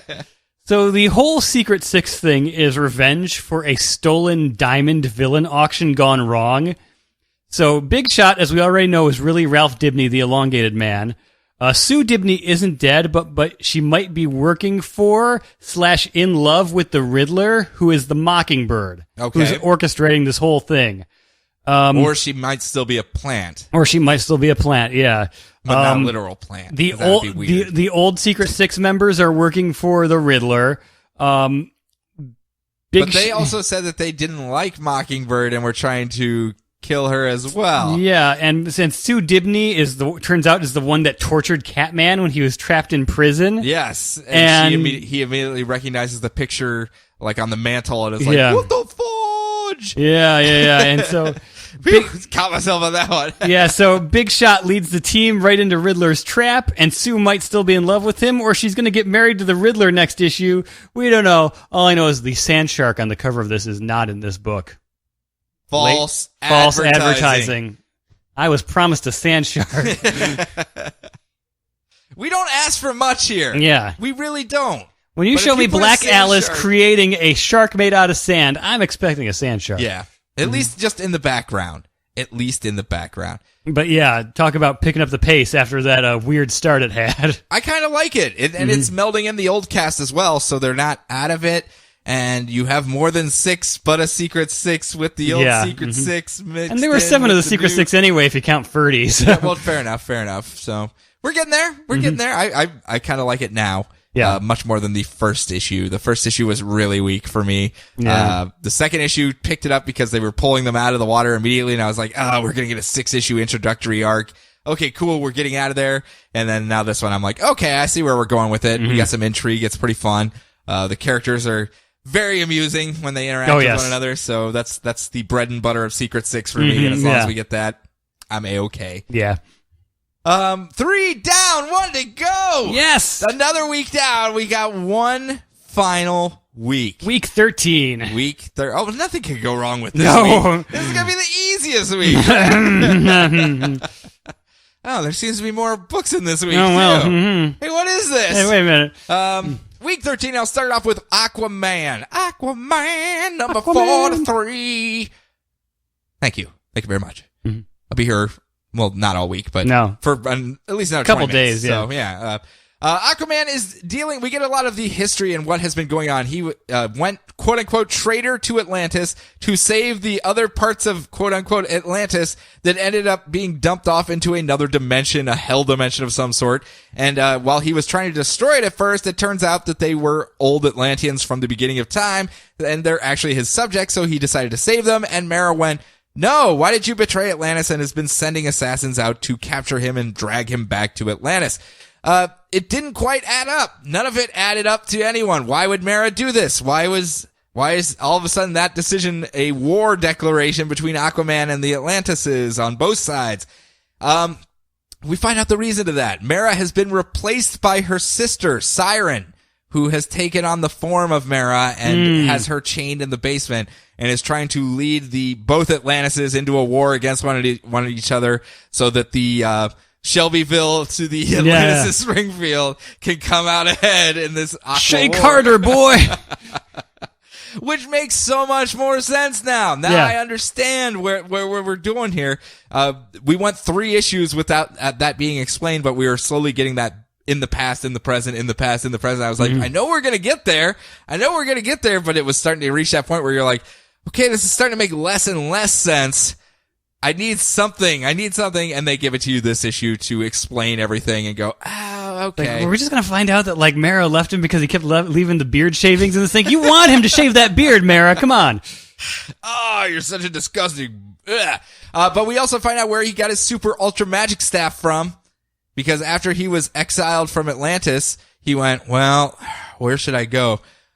I know, I'm going to go talk to giant octopus squid whale monster Poseidon and see what he can do to help me out. And he shows up. I know, it's like all our old friends clap, are clap, coming clap, back. clap, clap. Now we just need Lennox to come to life on the mantle place of Wonder Woman and just be like, oh, this hurts so much. And it'll be like, all my friends are back. Yeah. But no, he goes and talks to Poseidon and goes, hey, we kind of have a sea war thing going on here. Do you think you could give me a hand? He goes, well, I mean, you're a pretty strong dude. So here, just take one of my weapons, my Greek mythology weapons. Strife's been handing them out to this kid over in Wonder Woman, so I better hand it to you now before it ends up in his hands. But it can control like almost everything. The storms, the lightning, the wind, the clouds, the water, the ice, basically fire and storms and everything. So you do that now and see if that helps you out a little bit more. And it actually does because, they end up fighting a giant Big O style robot temple from the other dimension that shows up, and he ends up teaming up with, all of the assassins that were sent to attack him, people like King Shark. Yeah. Tempest. Yeah. Yeah, that was his name, right? Old Aqualad, yeah. Yeah, the Aqualad Became Tempest when he got it. That's his Nightwing form. So. Gotcha. Okay, so a bunch of Charybdis is there after he showed up and was a history lesson after being a literary device, and yeah. So they're all team up and beat down the giant Big O style robot, and then Aquaman just goes whoop and disappears, and they go, "Oh, you're so slippery because you're covered in constantly water. Wet, yes. You're Aquaman." We slip and slide that walked as a man, Aquaman. That's a good theme song right there. Slip and slide that walks like a man, Aquaman, Aquaman. Although the other song was better. Yeah, how do we keep coming with Aquaman theme song? He needs one. I guess so. One. All right. So, all done with Aquaman? Picking up? I'm all done with Aquaman. Good. All right. Yeah. Batgirl 40. Oh, wait. Trevor McCarthy on art. Oh, yeah. Yeah. So, duh. Yeah. That should be all I need to say. Yeah. Batgirl 43. Batgirl suplexes tigers. The end. No, new villain, the Velvet Tiger, is killing tech industry kids. It might be her hunky Dean's ex-girlfriend, and Elysia's fiance, who is in a radical animal rights activist group, may have accidentally supplied her with said tigers. The tigers that Batgirl suplex. You keep going back to that. I don't know why. Yeah. But yeah, it's Batgirl. We like Batgirl. You know we like Batgirl. Yes. Yeah. It's another one that has a lot of substance to its style, even though I know a lot of people that give it a quick glance over just go, oh, it's all flash and style without... It's vapid, is what a lot of people seem to think. Whatever. And I'm like, no, it's just a different targeting area, I think. And I quite enjoy a lot of the characters in the book, even though hunky Professor, what's his name, is all grumpy now because his ex is back in town. He's going to go and Barbara's got like a million other possible male. Oh, yeah. I know. Romantic interests. Even Kadir's just like, wait a minute. Who's Batgirl making flirty eyes with? Not hiding me. Around I thought I was going to be the... And she got to talk to Luke Fox, who's starting up his own company without ghosts. There are no ghosts in this company. No ghosts allowed. Get that Snapchat is forbidden from my tech startup. No ghosts. Done with it. So going from cutesy anime style to gritty technology, I got Cyborg #2. Where's that one of your books? No, it's yours. Okay, I was just making sure. 'Cause I had notes for it. But since all you did was italicize them and use really tiny font, I was like, I can't tell what's italicized and what isn't. It's not tiny on my monitor. What's on mine? Okay, sorry.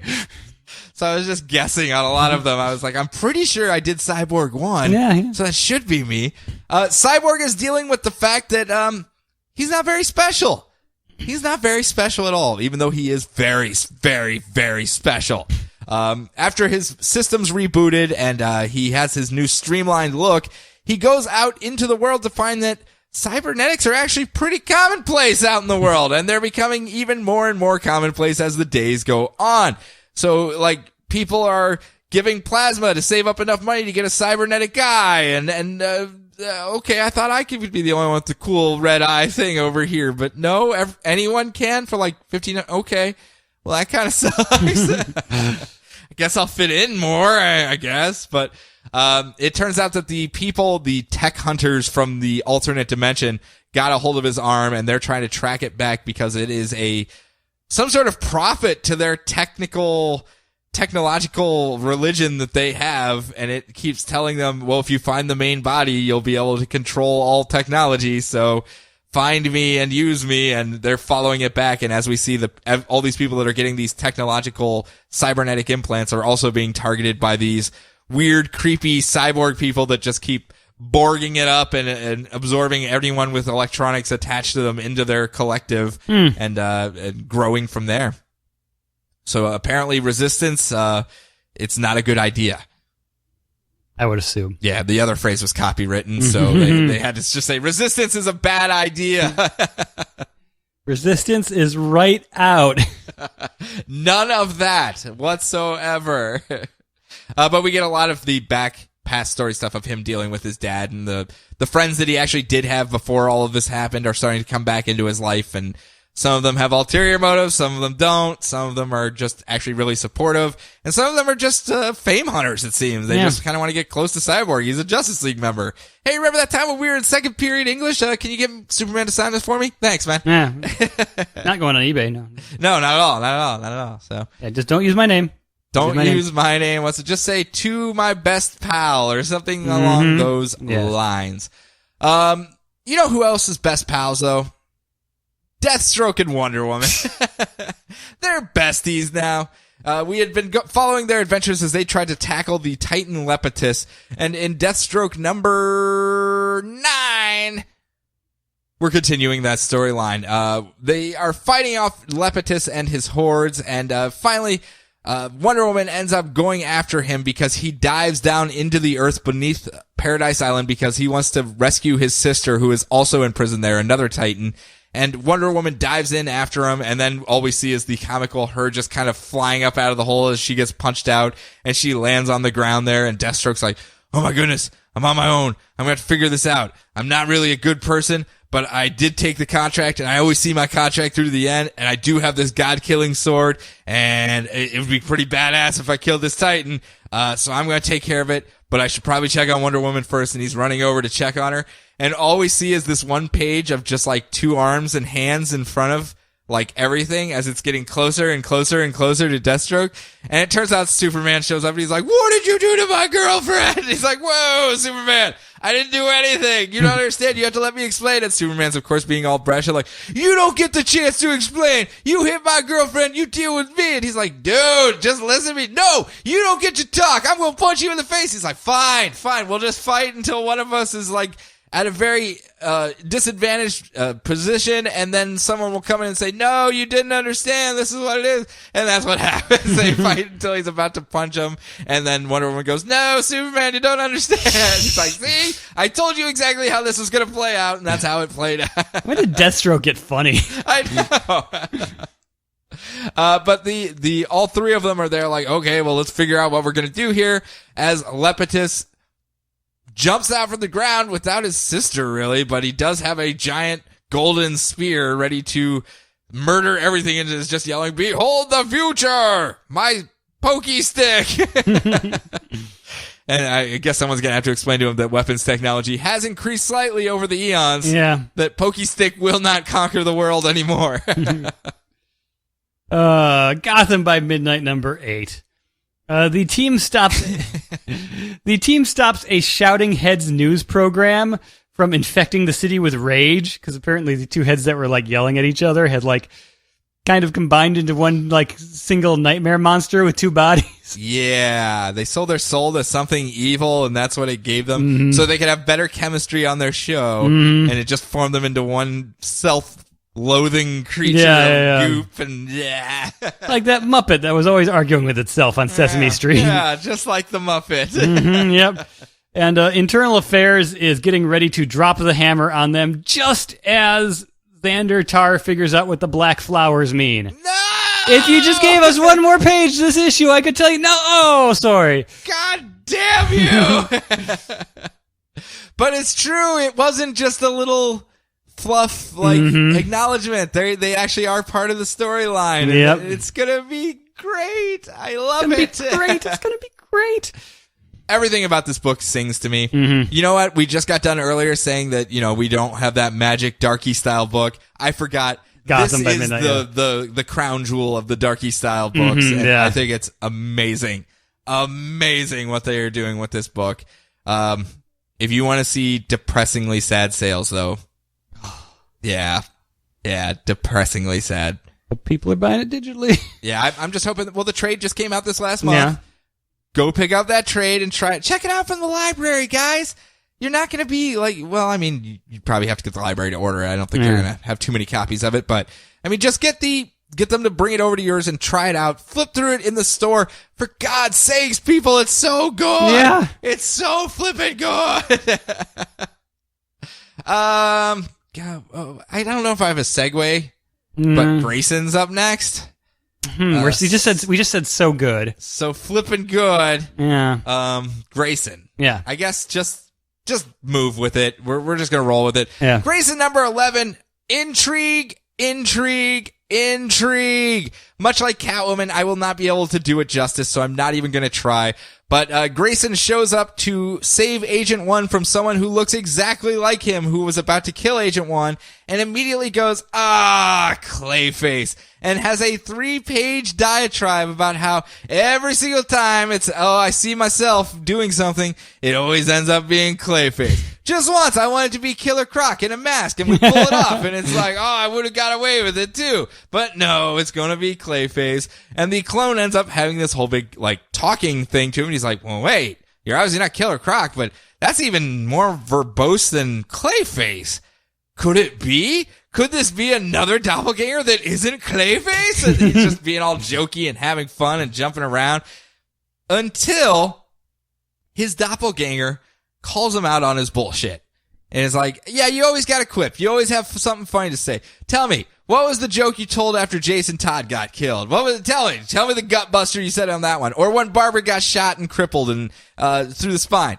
Tell me what silly little pun you told at that point. What was it? Come on, buddy. Tell me. And what about when Damien died in your arms? What was the last little jib or jab you got in there as his blood just fell over your arms and onto your lap? Huh? And freaking Dick's doing, dude, you are taking all the fun out of this. And you know way too many details about my life. Who are you for real? And that's when it turns out that it's not a Clayface. It's not a shapeshifter.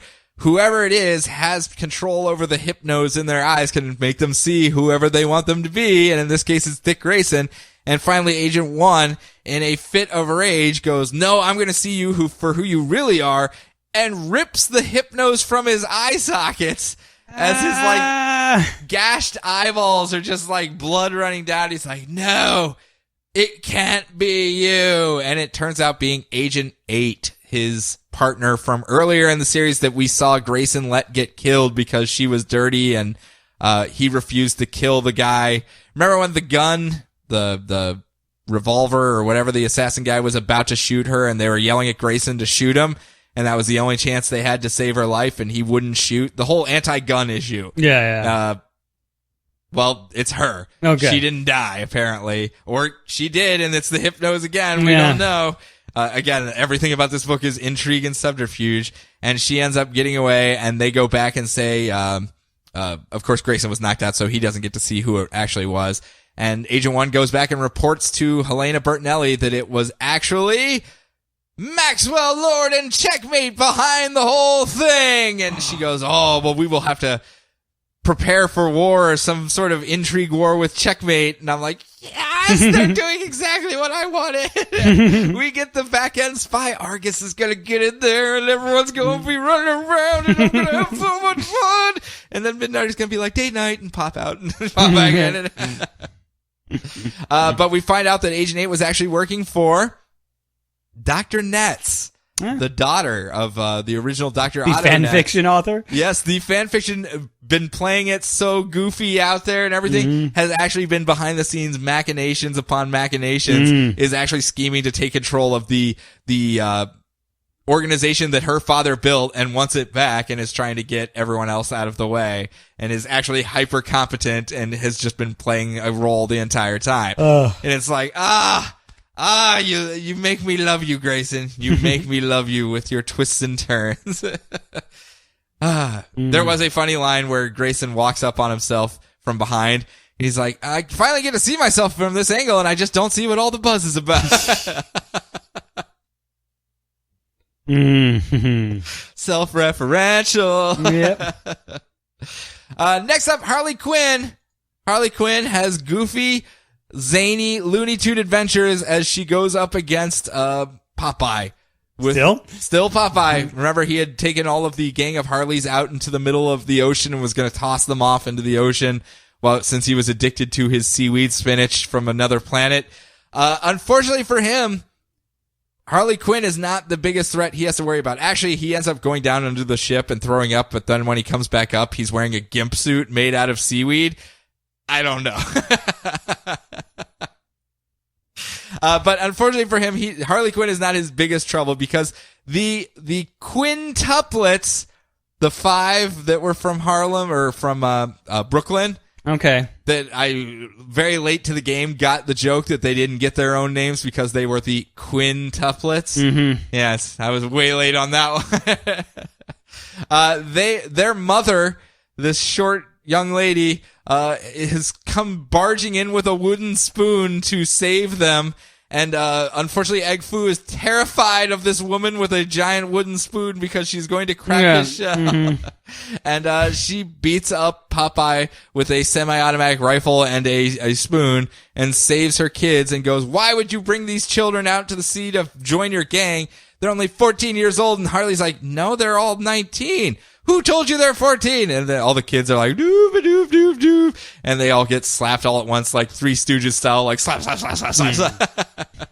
And taken off. They are no longer part of the team. Lay sigh. Sad days are here. And Harley returns back to work to find that Cy Borgman has, again, put someone in a chair that was selling the equipment. Remember all the equipment and drugs that were missing from the retirement home?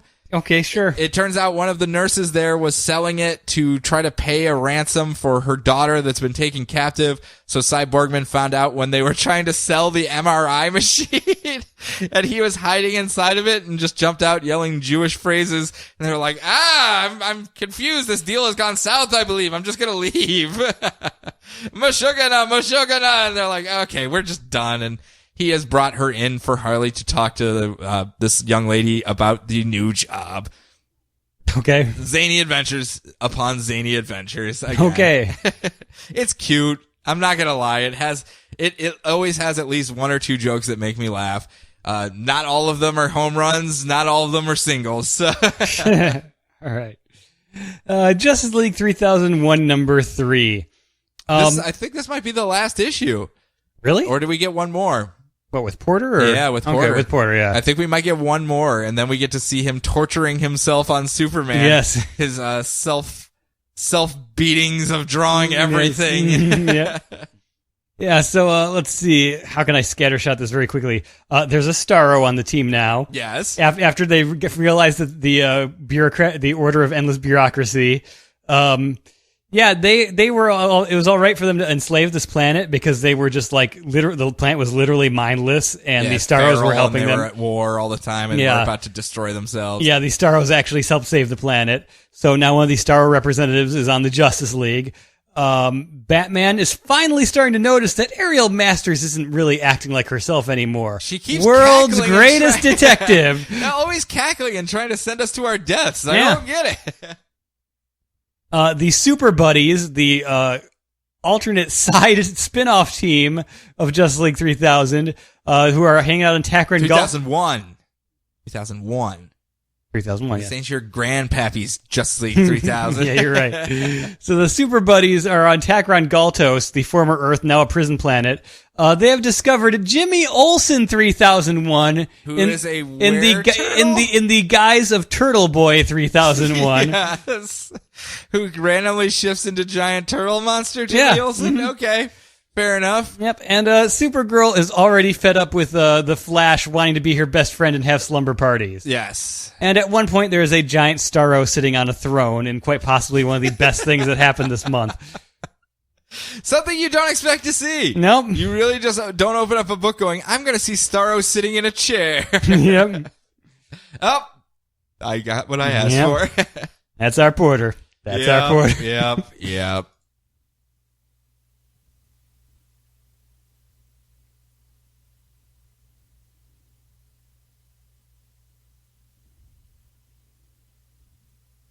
But let's move from Porter to Hitch, pulling double duties here, writing and drawing, because you know his name is Simon. Mm-hmm. And the things he draws, they come true. Yeah. But his name isn't Simon. No. Simon. Brian. It's Brian. Yeah. So, but if it was, this would come true. Okay. He's doing Justice League of America #3, the, as they sell it, widescreen Justice League of America. And it is widescreen. It is most definitely widescreen, opening up to a double-page spread of both Flash and Green Lantern getting trounced because they have been tossed back in time to Krypton before it exploded. And everyone's been there. Everyone, you have to get your passport stamped. It's part of your Justice League, tour of duty. You have to at least swing by old schooly Krypton, get your stamp, and then come on back.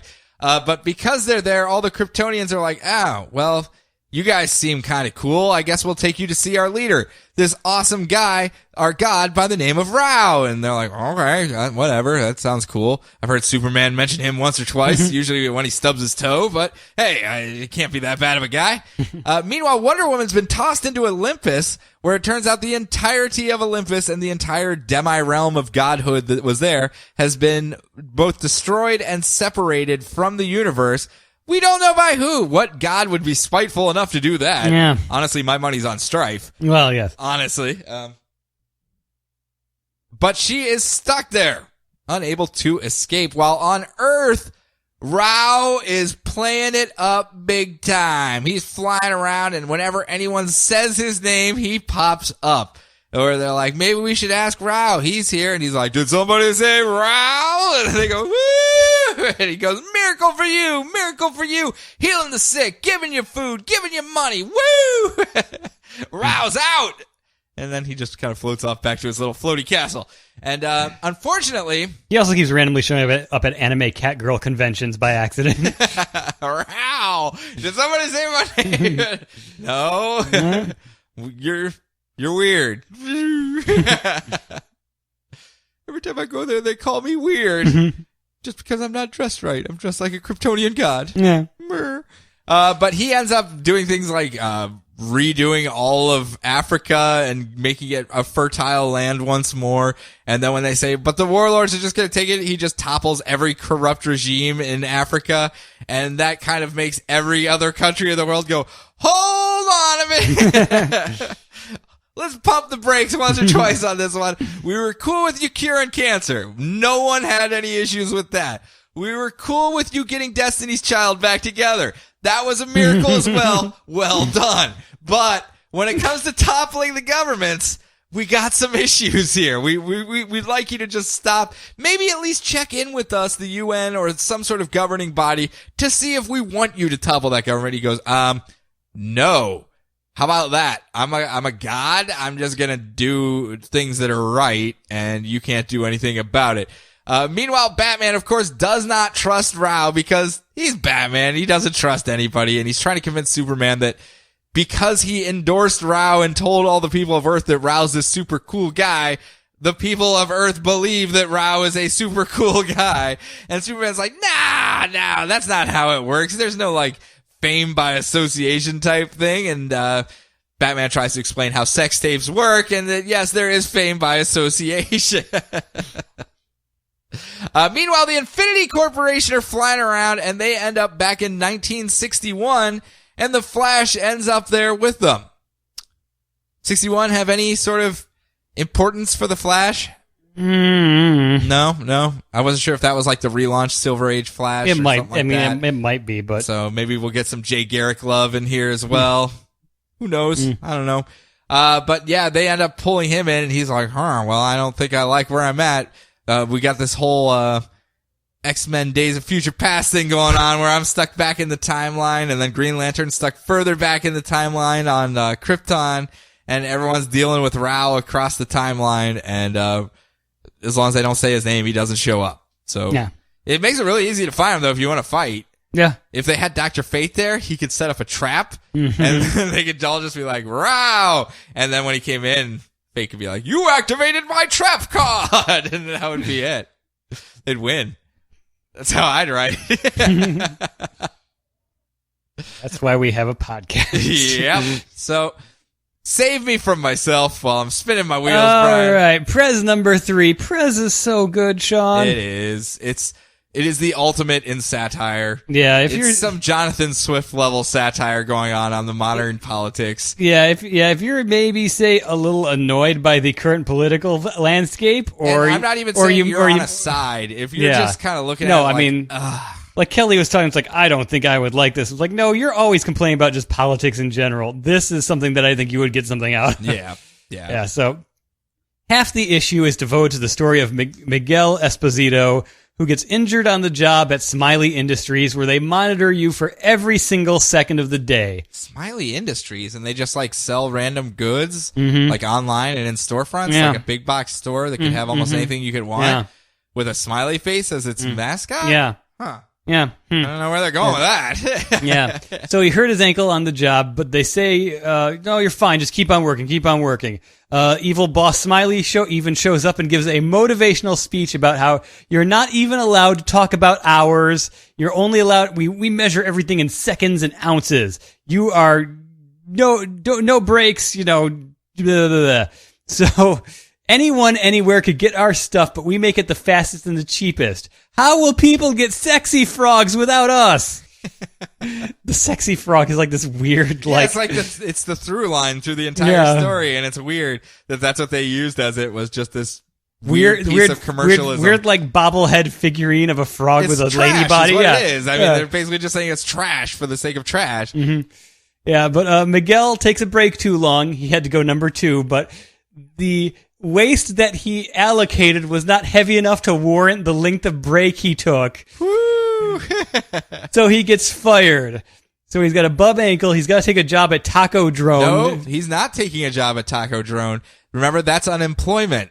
Oh, yes, Taco Drone is unemployment, isn't it? I forgot about that. He applies for unemployment, and he has to wear the taco, whatever it's called, the taco company's gear, and then they deliver tacos to him via drone. Yes.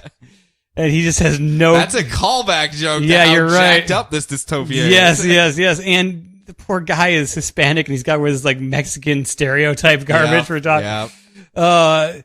Yeah, so he has no clue what just happened. He might be important later. It may just show how messed up everything is. There's a side story about the Colonels, the evil government shadow group, trying to get a pork bill passed to make the CEO of Sassy Pig more money. We get to see another Amber Waves debate where the opposition try to point out that the Predatory Pork Act would allow deregulation of pork and create like environmental chaos and allow slaughterhouses to be like next to schools and rivers, but it also stops farmers from having sex with pigs. Isn't that the more important thing, America? Isn't that what we are afraid of? Are you for farmers having sex with pigs, Senator Congressman? Senator Congressman. That's my favorite 30 Rock joke. I've been doing them all day here, apparently. So the other main part of the story is our Prez, Beth Ross, who's about to take the oath of office. The best part is we get to see her picking out her cabinet, and Preston Rickard is like, who's going to be her vice president. He's like a divisive political figure. We don't know quite why yet. But he's like, hey, you don't owe anyone anything, any like kind of political favors. You can put actual smart people in your cabinet. So like she goes and finds a Neil deGrasse Tyson analog. He's like, hey, you want to be in charge of science? I don't know, some guy named... So is it true that comets are actually God's wrath coming down to strike those who have sinned? Like, no, that's not it. Were the dinosaurs into some real weird stuff? Is that why they got hit with a comet? It's like, no. It's like, oh my God, I get a real job. Thank you so much, Beth. Some guy, I don't know who he's supposed to be. He's a Mr. Wisechek. Maybe he's like a Noam Chomsky kind of guy. I don't know. I'm not sure. I'm not quite sure what his analog's supposed to be. But this is like really smart guy teaching his daughter that Gargamel represents late stage capitalism. And it's just one of my favorite pages of comics, period. It's funny to read, but I would hate to talk to that person because it would just be like, you're ruining everything Yes. fun in life. You are the wettest of wet blankets, Yes. Mr. Guy. He's going to be her new Secretary of State. She fires a D-bag ambassador from his job. It's great. Yep. Who's trying to start wars so his stock prices go up so that he can, his 401k climbs, and Yeah. because X companies are in his 401k, Yeah. as long as I pit these two countries at war with one another. Works out for me. Satire, man. Satire. She takes the oath of office, apologizes for not being qualified enough, then gives a speech that is 10 times smarter than anything we've seen politically in ever. In a long time. Yeah. The colonels try to have her assassinated by a hired nut job, but luckily the anonymous group that got her on the ballot in the first place knew about it and hacked into the security drone behind her and killed him first. Yep. So Anonymous is like her secret bodyguard. That's her secret service right now. An actual secret service. I kind of like that, to be perfectly. And of course, for all we know, they may wind up wanting favors from her later too, which causes even more mess. But They might. But yeah, I just love the fact that her Nana calls her up. And she's like, "So how was your first day at the office, dear?" And she's like, "Oh my god." Did you get the gift I sent I sent you a sexy frog. What the hell is this? Oh my god, it's so good. Yeah, it's really finely put together. And there are, remember when, whenever we talk about Justice League 3001, we talk about how there's so many things happening in the background of the panels that are not upfront jokes that you don't even catch your first read through. They're not like in your face. They're just little innuendo facial expressions in the background or something like that. This is another one of those books that just is chock full of those all things. of the augmented reality VR screens that everyone's constantly looking at. Yes. Yeah. I mean, there's all these little things just tucked into it. Everything from endorsement stickers stuck to the side of things that should not have endorsements on them, and just little things. The news ticker both had casting rumors for Aquaman 4. Yes. and the future announcement of the T-Sphere, which just completely throws everything out of whack. Yes, but I don't care because it's so much fun. Hey, they got their link. They're part of the DCU now. Yeah. So good. So good. Next up, Sinestro.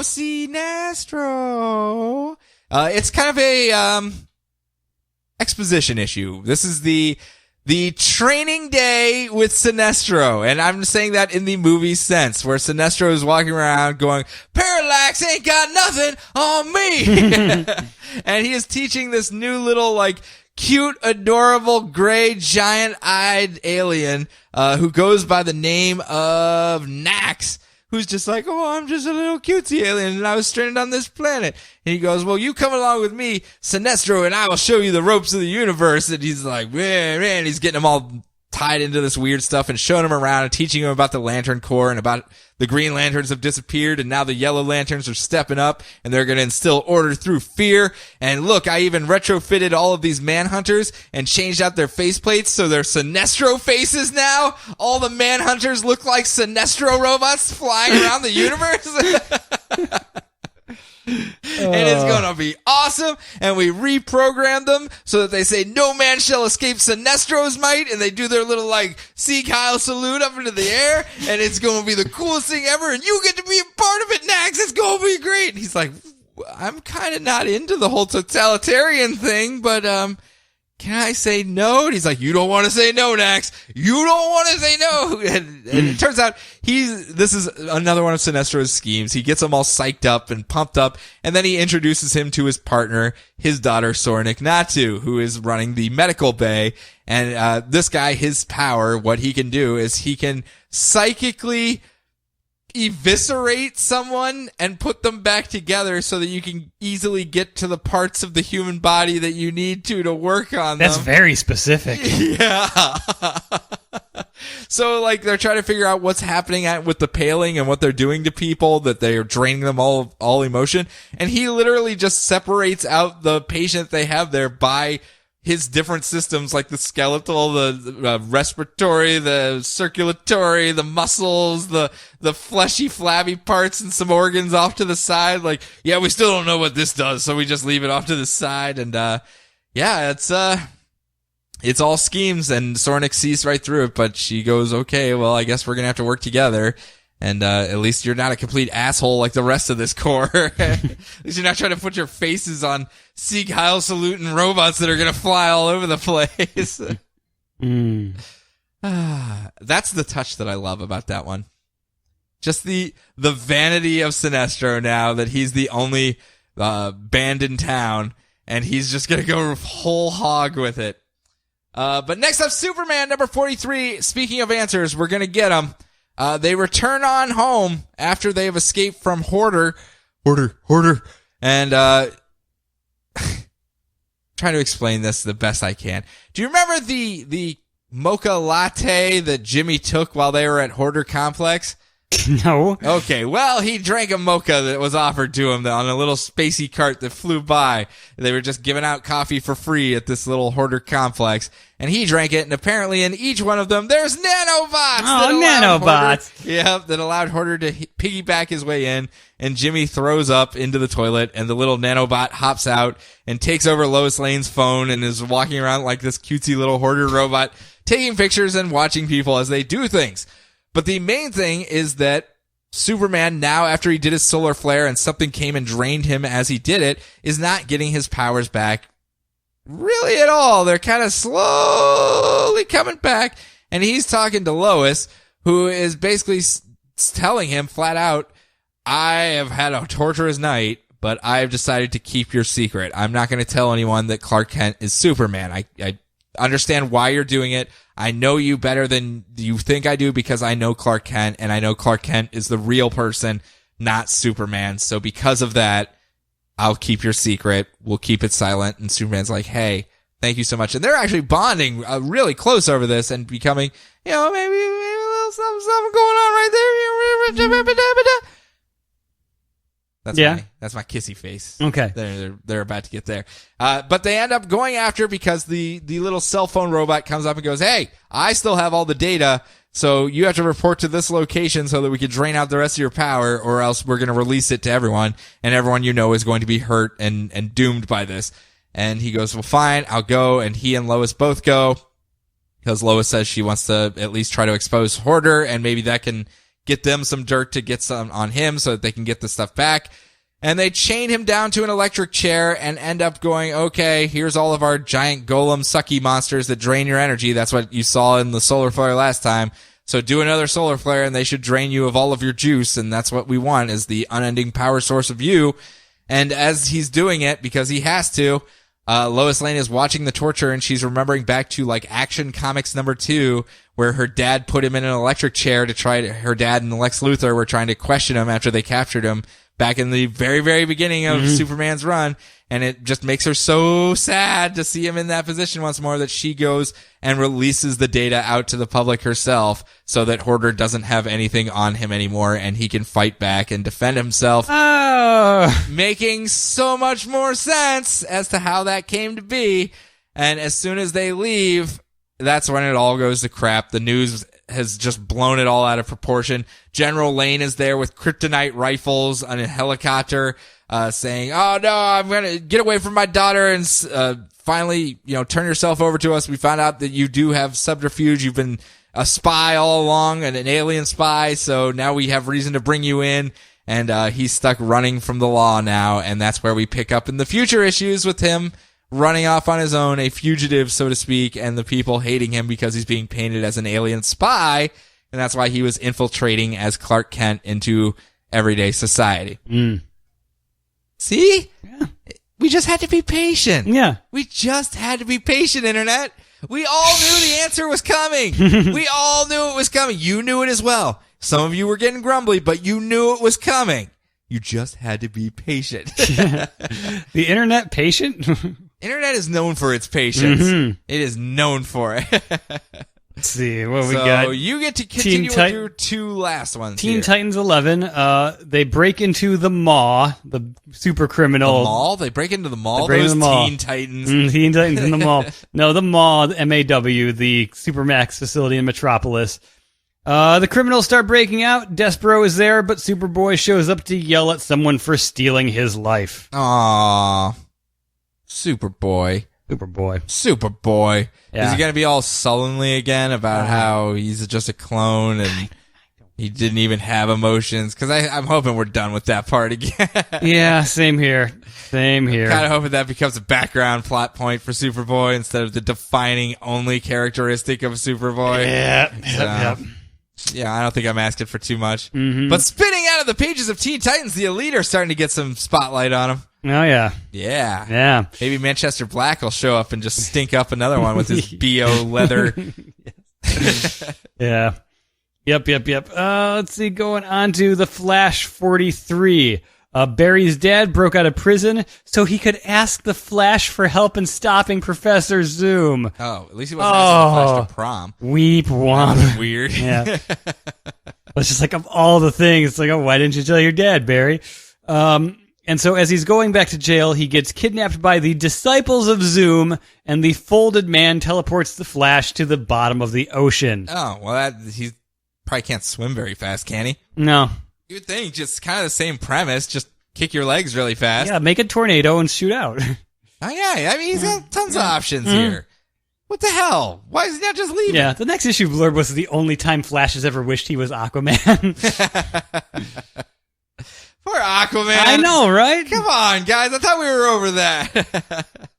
We should make him a theme song or something to elevate his status. Yeah. We got to work on Martian Manhunters after that. Yeah, we do. Cookie. Cookies. Let's just do the X-Files theme by saying cookie. Oh, fair enough.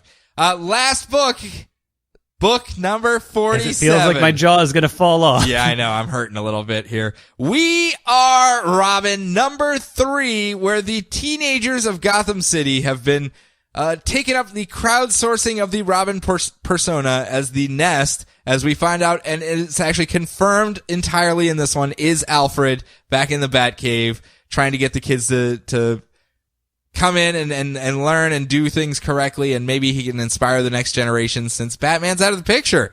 I mean, there's no possible way that Batman could be rebooted and brought back into the picture. Nope. So he's got to look forward ahead to the next generation of heroes and maybe stop by the store and pick up another set of AA batteries. I mean, but that's later. Today, it's tomorrow's heroes. Yep. And they're having issues because, as they put it, a bunch of crazy homeless people have strapped dynamite all over to the undercity of Gotham, and they have to figure out how to defuse the bombs, and they are just getting text messages from the Nest saying, cut this wire, but don't cut the wire, just remove the shielding, and if it's this type of wire, cut it. If not, go to this wire and remove the shielding and cut it if it's this type of wire. And they're like, guys, this is way over my head. Except for one of them. A gentleman who is so sure of himself that they are being led by Batman that, hey, this isn't going to be hard at all. And he just starts cutting the wire and is successful. And it's like, yeah, go team. But we have another bomb over here on the railway tracks. And they have to keep diving out of the way of trains. And it's just not very easy to defuse a bomb while you're diving out of the way of subways because it's right on the track itself. And finally, they get word from the Nest to say, guys, get out of there. That bomb's going to blow. There's nothing you can do about it. So just get in the train and go. Meanwhile, the other people are dealing with the homeless, crazy people upstairs on the streets. And Batman shows up and goes, hey, everyone disperse. That includes you kids. And it kind of shatters their dream that it's Batman that's kind of mentoring them. Because, well, right there's Batman. Why is he telling us that we're doing unlawful things too? And why aren't we like, yeah, let's go get them together? And so now they're like, well, who is telling us what to do? But as they all board the train, one of the kids, Troy, goes, no, I am a hero. I can do this. And he stays behind to cut the wire. And as the train gets to safe distance, he snips it, and he snips the wrong wire, and it explodes, killing Troy. And all the kids have the sullen moment of reality of, oh shit, this is not a game. We're not just playing a goofy little augmented reality cosplay game here. we can and will die. And poor Alfred is standing in the cave, weeping again as he looks at the Robin costumes in the tubes of those he has lost. And is Don't want to bury no Batman. well, remember, he still thinks Grayson's dead. Oh, God, yeah. He's just like, I don't want to bury no I'm sorry, young master. I failed you yet again. Just crying and just like, Alfred! And he's still got his hook hand because I no longer need to tend for anyone. I don't need both hands. It's like, dude, you're breaking my heart, Alfred. Come on. But we do get exactly what I wanted. Alfred being a mentor to the kids of the city. I think that's the thing that I always liked about it. I know we see that dynamic in the present day where it's him talking to Batman. It's still kind of treating him like the kid that he raised. Mm-hmm. I mean, he still has like the things, the idiosyncrasies where he's just like, now, master, it's time for you to eat. And, make sure you put on your scarf, Batman. It's very chilly outside. But to him to actually get a group of kids, and for God's sake, the guy needs some just energy and joy in his life, just something for him right now. So maybe they'll just have like a dance party and he can DJ or something. Just use his hook hand to play the records and he's a one-man DJ station. It's gonna be awesome. It's gonna be great. Come on, give him that much. But we do know Grayson's going back to I did leave that off in the Grayson book, unfortunately. He quit Spiral and is heading back to Gotham City to tell everyone he's still alive. So that's probably an important plot point I should have mentioned. And completely forgotten until just now. So maybe that will be the turning point for Alfred, and he can go, young master, you're still alive! Yay! Everything is coming up roses now. Yes. Here at Wayne Manor. And you brought batteries with you, you say? Yes. Yes. What a fortunate turn of events that has occurred this day. Yes. So that's what Batman and Robin Eternal is going to be. Probably. Gotcha. All the Robins coming in and dealing with everything. And maybe Jim Bats, Dick Bats combo? Think we might get that? Or I don't know. He's going to stay Grayson / because the last issue of Grayson was all him mocking all of his different personas, the other agent, and saying that he doesn't even know who he is. He just kind of rolls with the punches of what people tell him to be instead of just being himself. So I don't know. Maybe we'll get Dick Bats, Jim Bats, Jim Dick. I just want to see Buzz. I just want to see Buzz. Jim, Bat Dick, Dim Bat, Jim, Jick Bat, Jad. Jack. I just want to see BuzzFeed Joey come back. I do want to see BuzzFeed Joey back. Preferably leading his new super team, the Outrage Industry, which consists of clickbait, hot take, listicle, and weird trick. I want listicle right now. Although clickbait could be very, very dangerous of a character, depending on who's doing the writing of this. I suppose you're right, yeah. No, we said clickbait, not jailbait. No, redesign. Get Deathstroke out of here. You just see Deathstroke the top of his head, peering over the wall. Did someone say jailbait? No, we said clickbait. Oh, okay. But that's it. That's all 47 of our titles for the month of August. I know. And now we get to try to rest for an hour before we go drink way too much and do stupid yelling and try not to get public intox charges or anything like that. I'm gonna be like hurting cats for me. Yeah, you teetotaler. But have my one drink of the year, and that'll be it. That was the month of August. What do you think of August, Brian? August, it started off like, it's like, oh, this will be easy to do in like an hour and a half if we just do one sentence recaps. And it's like, oh, too much good stuff happened. Yeah, and then by like even halfway through the first week, I was just like, oh. That's why when you literally said one sentence for the first book, I was like, oh crap, this is gonna be the Sean show. But as a reminder to you guys, go out there and buy these books. There has been, I don't know if you guys read the interwebs, some talk in the last couple of weeks about how the DCYou initiative has been received, and that maybe there was the Batgirlification of the DCYou. I know you have heard these terms as well, as you said, and how maybe the owning company may not like the direction things are going and may want to have things go back the other way. And then we get stories saying, no, they're going to stick with the diversification. They understand it's going to take time to build an audience and it's blah, blah, blah, blah, blah. Don't look at the sausage factory. Yeah. Screw the sausage factory. If you like sausage, eat sausage. I don't care what BuzzFeed's Joey's doing with the outrage industry. Just there is no point for you to care about what they are talking about behind scenes. You just need to support what you like. If enough people are supporting what you like, it will stick around. I promise you. If it is literally defecation on paper and 80,000 people are buying it, they will shit on that page until 19,000 people are buying it or less. They will literally poop on the paper for you and sell it to you if that is what you want. Oh, Sean just broke me. Pardon me. I'm just saying, if people are buying it, they don't give a crap what the tone is. They want the diversification, yes, so that they can get a broader audience. It makes perfect sense. Why do you care about all of the stuff happening behind the scenes and how they're maneuvering those particular angles and who's going to get what type of thing? Until the book is out, you have no idea what you're going to get. That's all I want to say about it. Just support what you like. Don't worry about the rest. Everything's fine, everybody. Bye, Prez. So anyhow, next week, no books will be covered by us because it is actual wedding weekend. And when we do come back, which will probably be another September run, or do you want to try to split September in half?